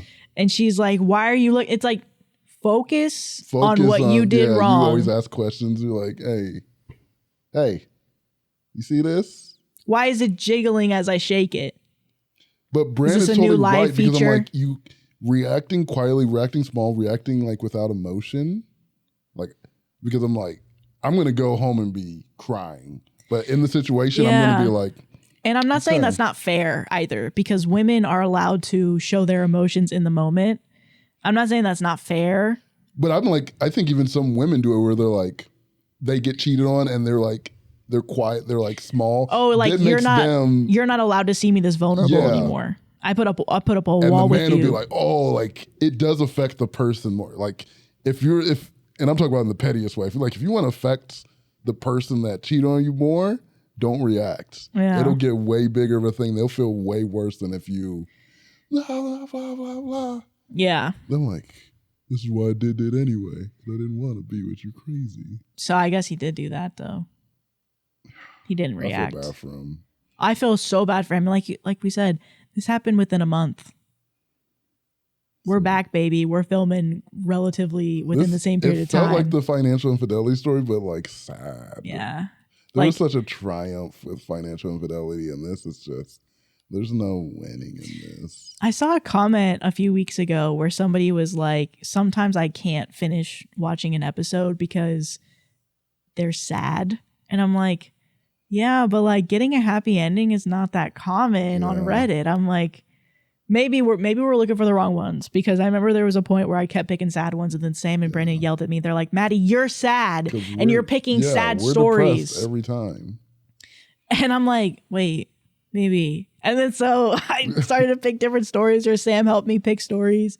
And so maybe that's what's happening, where we're just picking more sad stories. But I think most stories are sad. Or and, they're being wronged in some way. Right. But we're still fresh in this. There's still time for this to end up somewhere. I think the sad ending, though, is the fact that he is the father. Yeah, that's actually sucks. But... And I knew he was going to be the father. It seemed like that's only what was going to happen. But it sucks again because he's like, I'm happy that I'm the dad. And I was like, oh. Because you wanted a kid and you wanted to have it with her. And that is happening. Yeah. But now it's ruined. Yeah. And that's why I'm like, please go to therapy, because you are having a child together. Mm-hmm. I don't want this. You're in a hurt state, so I'm like, I'm going to give you some grace, but you need to deal with that anger. You cannot let this feed into the child. Right. You can't let this anger, this hatred of this person feed into your kid, because it happens so much. Yeah. Yeah. Like taking it out on the child in a way, like you look like your dad or you look like your mom. So, but in this story, I think people have like I've seen like TikTok like talk about this. Is it better that 20 years from now, if she's still with the affair partner, like does that make it better? Like if they're like, oh, they were endgame. I was just a blip on their love story. I think people can grow and be better, but I think the way that she chose to pursue the relationship in the beginning will always be wrong. And even if they do end up being together and happy, she needs to live with that decision. And the thing is, I don't really think she's taking much responsibility right now. Yeah, well, no. So that's where I'm like, you guys could be together, but you guys can be assholes together. Yeah. I mean, like, unless she was like, first of all, she came to him and was like, listen, I had an affair and I'm having an affair. And how horrible it is to be like, I'm sorry, I can't be with you anymore. Oh. But if she would have been honest and been like, listen, I feel horrible for starting the relationship this way, but I need to end this. I don't know. But there's so many other better ways that she could have done this. And I think the biggest thing is the fact that she was still blaming him, or she would find faults in her husband in the way that he was reacting to her affair. Right. Like, you're not taking responsibility. So I don't know. What do you think? I mean, from what I'm hearing from you, it's like there needs to be a manual for how to cheat on your partner and how to break it to them. Because no one plans for, you're not supposed to do it. Right. So you're like, what's the proper way to cheat on someone and then reveal it to them in a way that's appropriate? This makes me think of something else that happened like last week. And I don't think we talked about it on air. I think it was just us talking, where we were talking about a certain celebrity, JT. Oh. And how me and Yvonne, we were at dinner, and me and Yvonne, shout out Yvonne, we were talking about how we like Justin Timberlake, but like, I don't think he's a good person. And you were saying, because our reasoning was mainly the fact that he was probably a cheater. He seemed to have been caught cheating before. Mm-hmm. There's some people like in Hollywood that say that he's a cheater, like from like Blind Items and stuff. Yeah. But he's never necessarily been caught, except for like Britney's talked about it in her book, and then recently with Jessica Alba, right? Jessica Biel. She actually, I was watching this YouTuber named Sloan, and he was talking about how he was cheating with her from the beginning. Oh, really? Yeah. But again, it's like from like a Hollywood insider person, but we were talking about, does cheating make you a bad person? And I will say, I could see it being like I don't think that's what we were talking about then. I know, but I feel like maybe then I was thinking of it differently. Because we were like, me and Yvonne were like, he's bad, we don't like him. Right. And we're like, it's because he's a cheater. And you were, maybe your stance is different, but you were basically saying like, you don't think somebody cheating makes them a bad person. Okay, I think it was like somewhat like that. I think what I was saying is, because I think we were talking about like canceling in terms of things where I'm like, cheating for me is not a thing where I'm like, that's the route I was going. I'm like, cheating for me is not a thing. So there's a miscommunication. Yeah, because I'm like, I'm going to the Justin Timberlake concert. Yeah. Where you're like, there's something that celebrities do. You're like, I can't support him. And cheating for me is not a thing where I'm like, okay, I'm going to cancel you and not support your work. Because it's a human thing that's happening. Yeah, there was a miscommunication there. But I'm like, I'm not going to a Chris Brown concert. Like that's a different that was the other person we were comparing. Yeah. So, but in terms of being bad, I'm like, that is like, I do think cheating. I'm like, yeah, you betrayed someone that you were supposed to love. That is a bad thing. But it's not a thing for me where I'm like, I'm gonna judge you because I'm like, that's something so egregious that I really love your work and I'm not gonna go for that. So that's where I was like, it's not a bad enough thing where I'm like, I don't want to be a part of it. I don't want to know anything or go to his concert at all. Okay, so yeah, there was a miscommunication there because we were talking about Chris Brown and Justin Timberlake. Yeah. And I think it's just because me and Yvonne were like, we have no interest in the first place to go to a Justin Timberlake concert where I used to really like Chris Brown. Like my sister loves Chris Brown, but I'm like, I can't support Chris Brown. Like, yeah, my sister still loves like Chris I'll Brown. Still listen to Justin Timberlake or whatever, but I'm like, Like, I know. Everybody is like, Justin Timberlake's good. I'm like, well, he's okay. I would he's just not really my genre of music. Yeah. Chris Brown, I used to listen to, especially when I was younger, because he was everywhere. I still have his songs in my head. But I'm like, knowing that people think he only just did one thing to Rihanna, and even what he did to Rihanna was enough. Yeah. What he did to Rihanna was enough, but he still does it. He gets arrested for doing it. That was my thing with Chris Brown. I was like, I do think that we should allow people to grow. I didn't until you guys told me, like this was a couple of years ago, you told me about Chris Brown continuing, because I'm like, I wasn't keeping up with him. Like I wasn't paying attention to him. But I'm like, oh yeah, this is like not a one-time young thing where he did this horrible decision, but he's like, it's continuing. It's like a cycle. Then I'm like, okay, that's a different thing. Yeah. But yeah, so we were talking about this and it just made me think about that. But going back to Justin Timberlake or, the whole thing of cheating, I think to a certain extent, cheating does make you a bad person only because of the effect that it has on the other person. So maybe I'm misphrasing it, but I think because I know people in my life who have cheated and I did like them less though when I found out that they cheated because somebody close to me was affected by it. And it's just like seeing personally, but also even from this stranger, this parasocial relationship we now have with this stranger, we're like, dude, like getting his innermost thoughts about it. It's like, you're probably, in my opinion, not a good person if you can't be honest with your partner and be like, I found somebody else. Because even what she did was really wrong. Yeah, I do agree with that. I think you're totally right. I do think, because I'm like, not even just the impact they're having on the person, the fact that you made a promise and you broke it is something that is less attractive in my eyes. So I'm like, if you said you were going to do this for this person and you're going to be faithful, you're going to be this, and then you can't do that, and then you're not honest with them, and like it comes out in a way, I'm like, yeah, that does make you a bad person. Because we can only be as good as our word. We can only be as good as the things we say we're going to do. So I will judge people based on that. Especially the action that OP's wife took in this. This is crazy. Yeah. And again, I just keep going back to the fact that she's not taking accountability. She was only being very defensive, and then she was looking back more at him and what he was doing. And not saying that he was a perfect person, but he's very much in a lot of ways blameless.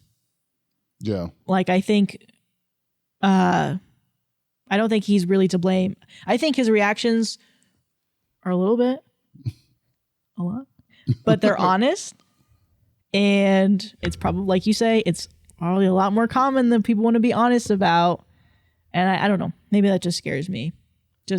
But I know it wouldn't happen. Honestly, I feel like it should scare you because it's just like, I think it's more common than people let on. Yeah. And it really depends on like how much this person has chose to work on themselves or whether they're going to react in certain ways. And I don't know what you grew up to be like. Right. Me personally, I'm like, if you're dating me, you're really not going to be in danger because I feel like that's just not how I would react. I wouldn't come out physically. But I'm like, there could have been someone in my similar situation that just grew up in a certain different light and like, they might know, a lot of it, we know it's wrong to do, but I'm like, it might trigger. I might just snap and go crazy on you. Yeah. And it's just person to person. So you're rolling the dice a lot of the times.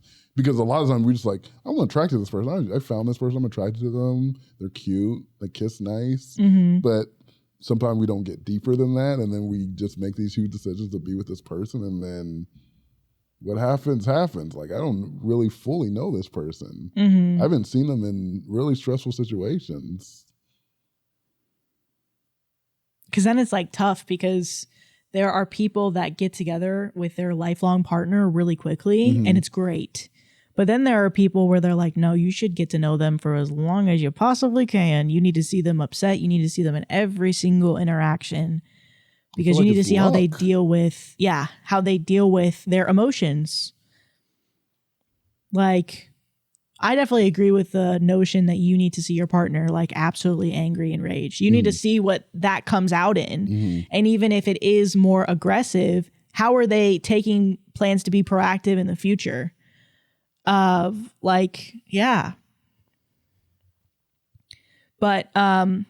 sorry, I don't mean to take that away as the main focus. I think she is totally in the wrong for what she did. I don't want people to be pissed off at me being like, why are you focusing so much on this man? I think it took me to a different place. I'm not even really thinking about him. I'm not thinking about Brandon. I'm just thinking about sometimes men in general, or at least I think I'm thinking about like the alpha men that come up where they're like, I shall punch woman and she shall do everything I say. Right. So I think that's kind of where I'm thinking of. My mind is somewhere else and not on this particular man, and I feel bad for him. And I hope with time he's able to. She's in his life forever. What do you do? No, because any infidelity that ends with a baby is just the roughest thing. Because I'm like, so many people will get over cheating because there is no product reminding you of it. Mm-hmm. So like anytime a baby's involved, it makes me even sadder because I'm like, every time, even though he knows it's his kid now, he's still going to be reminded of it because this is the inciting incident. Yeah. That now I'm like, now that baby's tied forever to the infidelity. Mm-hmm. And even him saying he's like, this man is going to be knowing my kid too. In some ways raising them because he's going to be around. That's where I'm like, when people have that much energy, like when you punch them and all that stuff, I'm like, this is really aimed at her. Like this is like deemed by society okay for me to do because I can't really show my anger towards her. Mm-hmm. And plus, I love her too. I'm so angry at her and I love her at the same time. Because who said it? Hate and love are two sides of the same coin. Thin line between love and hate is so true. So he's just going back and forth. He's just like hopping, like whoop, whoop. You almost hit the applause. I almost hit it.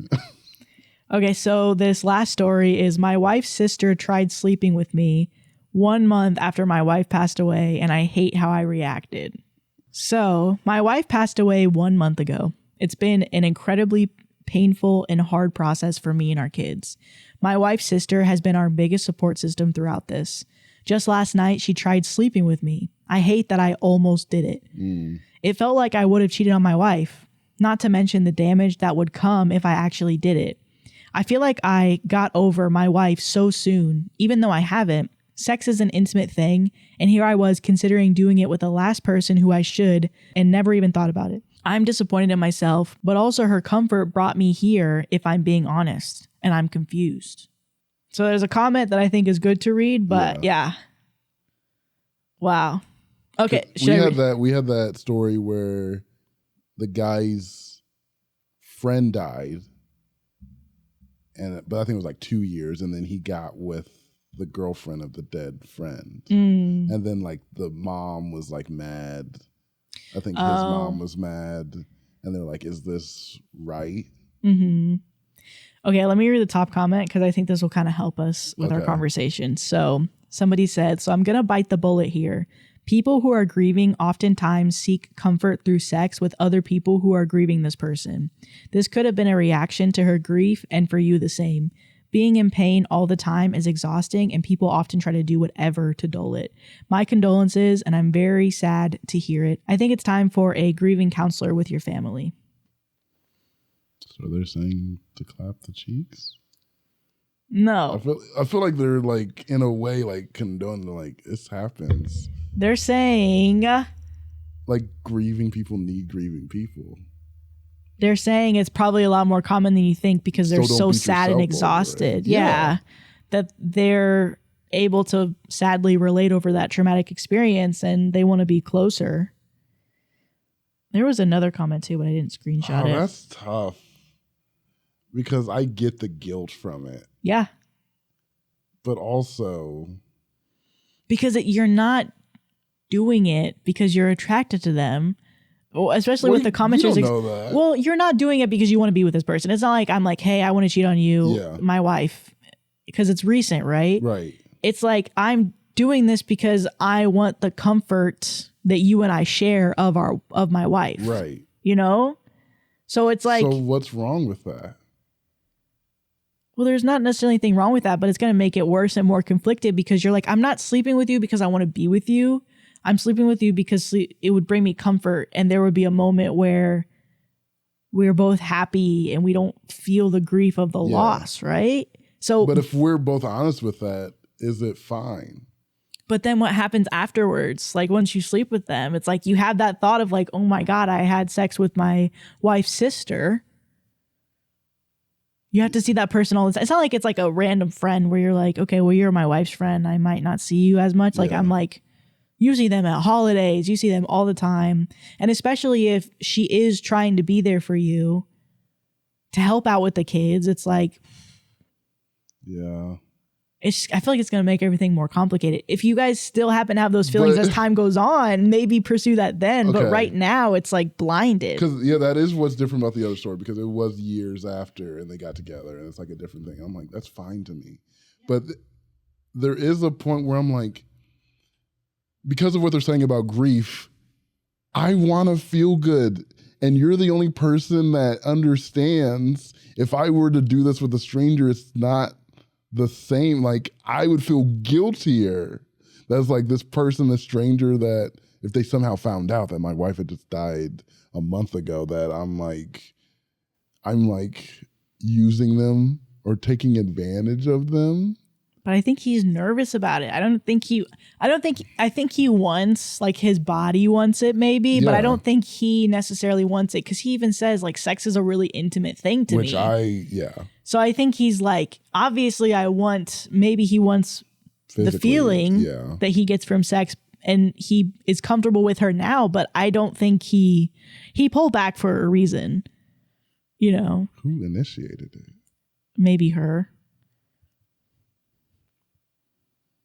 I think he did say her. Oh. I'm like, just last night she tried sleeping with me. His wife died a month ago. Everybody, this is the theme of the freaking podcast, is everything's happening a month ago with all these people. Yeah. Oh man. For me, I don't think I can rule against either way. Like I'm not going to demonize you for doing it. And I totally understand not doing it too. Mm-hmm. Because honestly, in the situation, I'm not doing it. Because I know I'm not living with that happening. Mm-hmm. Okay. Should we do one more story? This title sounds a little bit more upbeat. Okay. It's the dead wife. A living husband tried to sleep with my sister. r/heaven.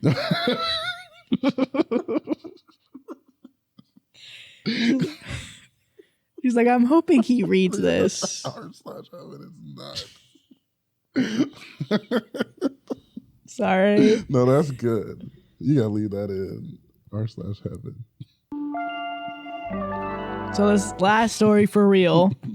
Today I fucked up by realizing my friends are a gay couple. Oh.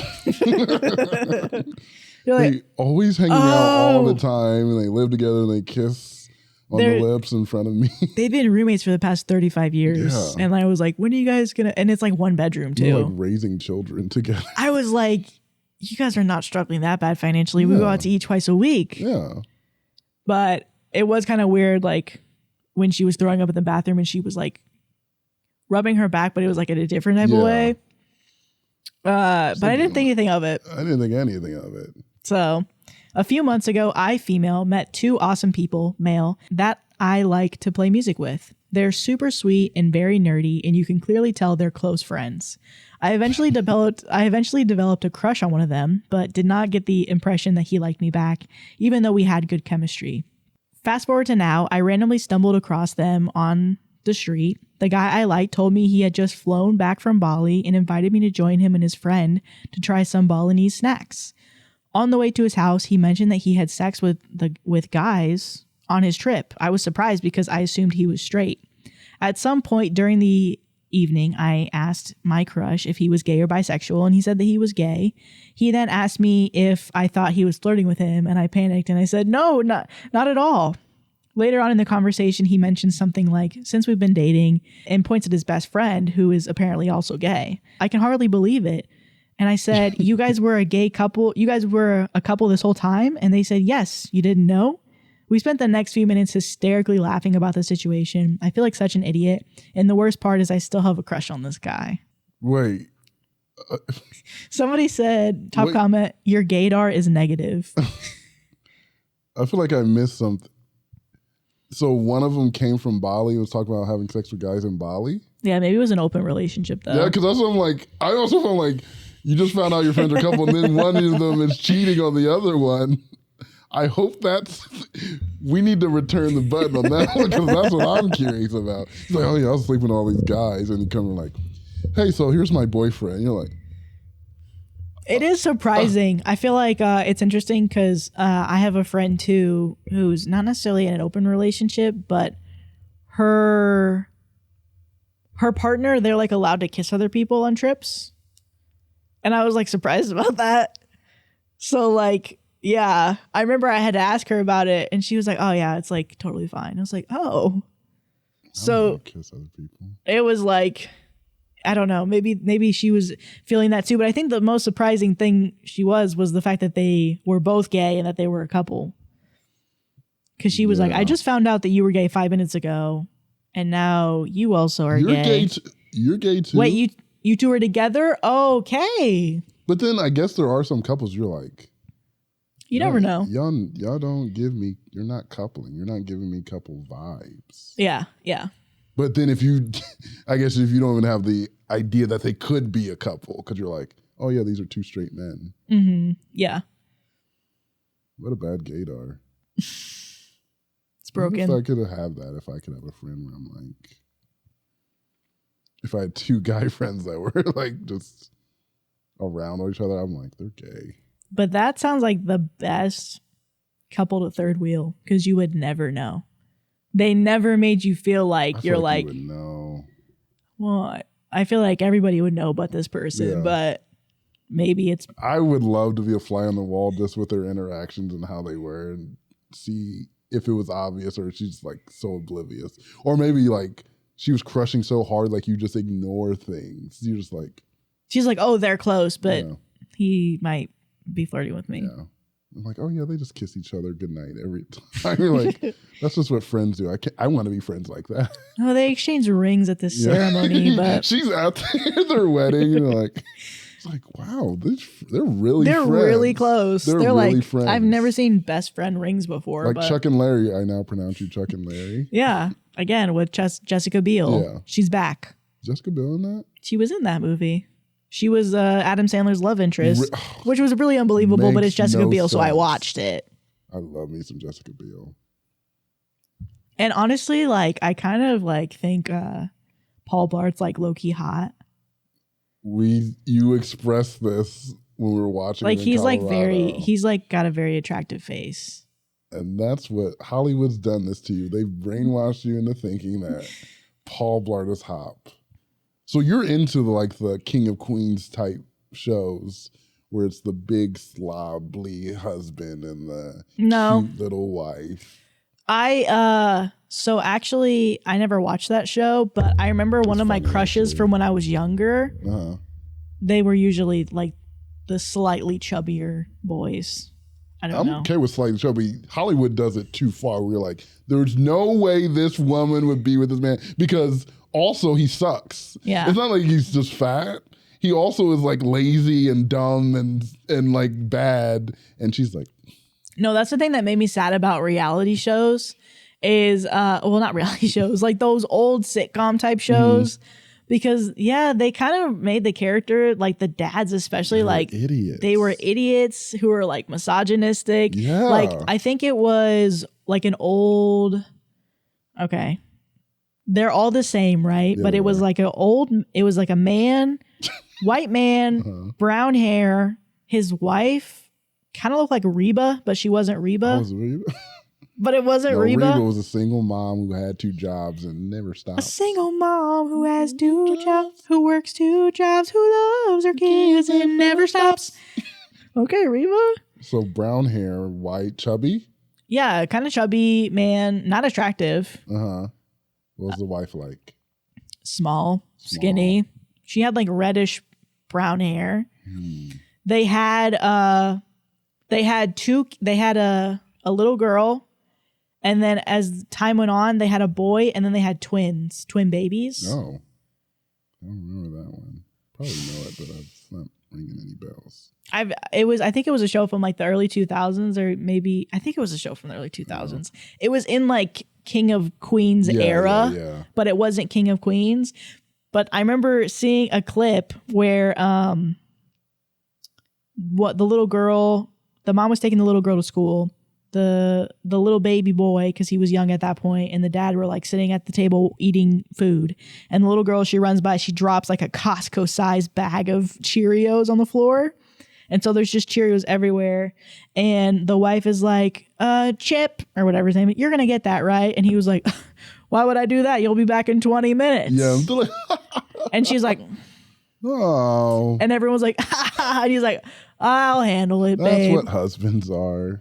And then the joke was he put the baby on the floor and he's like, all right, you got 20 minutes. That's actually kind of And then they had a callback like later on in the season, because I think that was season 1 of the show, season 8. So it was 8 seasons. I'm giving you all these hints. That's too much. 8 seasons. Wait, how do you know so much about the show and not know the name of it? I don't know anything about the show. It was a TikTok. It was a TikTok video. Okay. I don't know anything about the show. They were just comparing the callback of the joke, because that's a good 8 seasons later. Actually, I love callbacks. They have twins. The boy's like 6, 7, 8 years old. The sister again runs by. She drops it. Same thing. Honey, can you deal with that? Why would I do that? You're gonna be back in 20 minutes. And she's like, and then you look at he looks at the kid. He looks at the 2 babies. You think he's going to put the babies on the floor. He grabs the kid again, puts him on the floor. He's like, you got 20 minutes. That's good. That's actually legit. That's actually comedy. But it's like the writing could be funny, but then they throw those like little jabs where it's like, I'll see you in 20 minutes. Clean this up. Like just those little jokes. There's like. That's actually good. I love that. But yeah. Because the only one I was condoning was the George Lopez show. Yeah. Because George Lopez looked like George Lopez and he had a hot wife. Yeah. But for some reason, I'm like, I could see that. There was a thing, because he is still charming enough to me, and he was charming enough on the show that it was like, I see why she would be with him. George Lopez, like, I don't know if he's like my type of attractive, but he's like attractive. No, he's got a vibe. Yeah, he's got a vibe where I'm like, I could see it. He's pulling people. Paul Blart as him, you're like, I don't know why. I think he has a really attractive face. He's a little cutie patootie face. Yeah. More my thing on King of Queens was like, she's so exasperated at how dumb he is. I'm like, why would you be? How did you get to be married to him? Yeah. That's the thing, because you never see. They're just married after the first season. So you're like, you don't know why. They might have an episode where they go back, but I'm like, they don't really talk about why they're together. Yeah. Because seemingly they're not happy. Right. Because the wife is basically doing everything, at least from what I imagine. Well, that's why that show, Kevin Go Fuck Yourself, is like it's about that dynamic. So it's like half the show is like a sitcom like that. And then it's like the drama, like the real drama. Mm-hmm. So the show goes from like the laugh track, like, and then goes back like she actually hates her husband. And what is this? It was on FX. They had like 3 seasons of it. It's good because it just shows like, it really talks about that kind of dad character and why they're like that. And it shows her real reaction. She tries to kill him. Oh. But then it's like they show her like in the sitcom, they're showing like her attempting, but like oh, I would get rid of you if I could. Like this? Yes. Oh, gross. But it goes back to like a single cam, so it's like a gritty like drama too. And it goes back and forth between. Yes. That's cool. Yeah. No, I'd watch that. I enjoyed it. But yeah, I need to figure out what to eat because I'm like, Chick-fil-A low-key makes me sick because I want everything. I want a chicken sandwich, but I also want a shake. But if I drink their whole shake, it makes me sick. But I like love it. You know, it's kind of been shaking me. But is that America? It is. What? The chicken tenders at Wingstop. There's something about them that I can't. I'm like fully in on.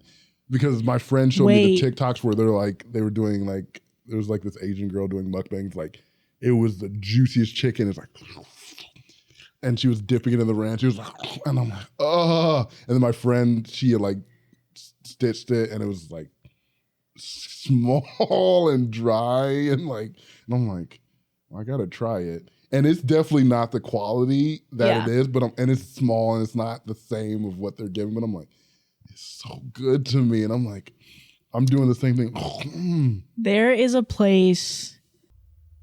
It's called like the Beef or the Bluff or the, I don't know. Oh no. But they have really good food there. And even like their like, what is it called? The boneless wings. Mm-hmm. It's just like chopped up chicken like tenders, but it's actually like actual chicken and it's actually pretty good. I kind of think you should try their place, but I don't know. Are you guys eating right now? What are you guys eating? What are you doing? Let's go there right now. Let's go. Yeah.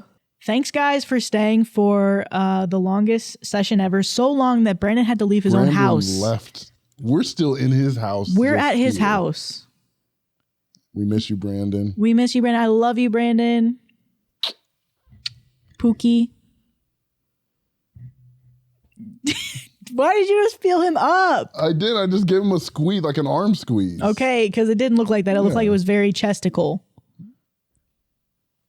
All right, so thank you guys for joining us for the Comfort Level podcast. We will see you next week. Next week. Bye, guys. Bye.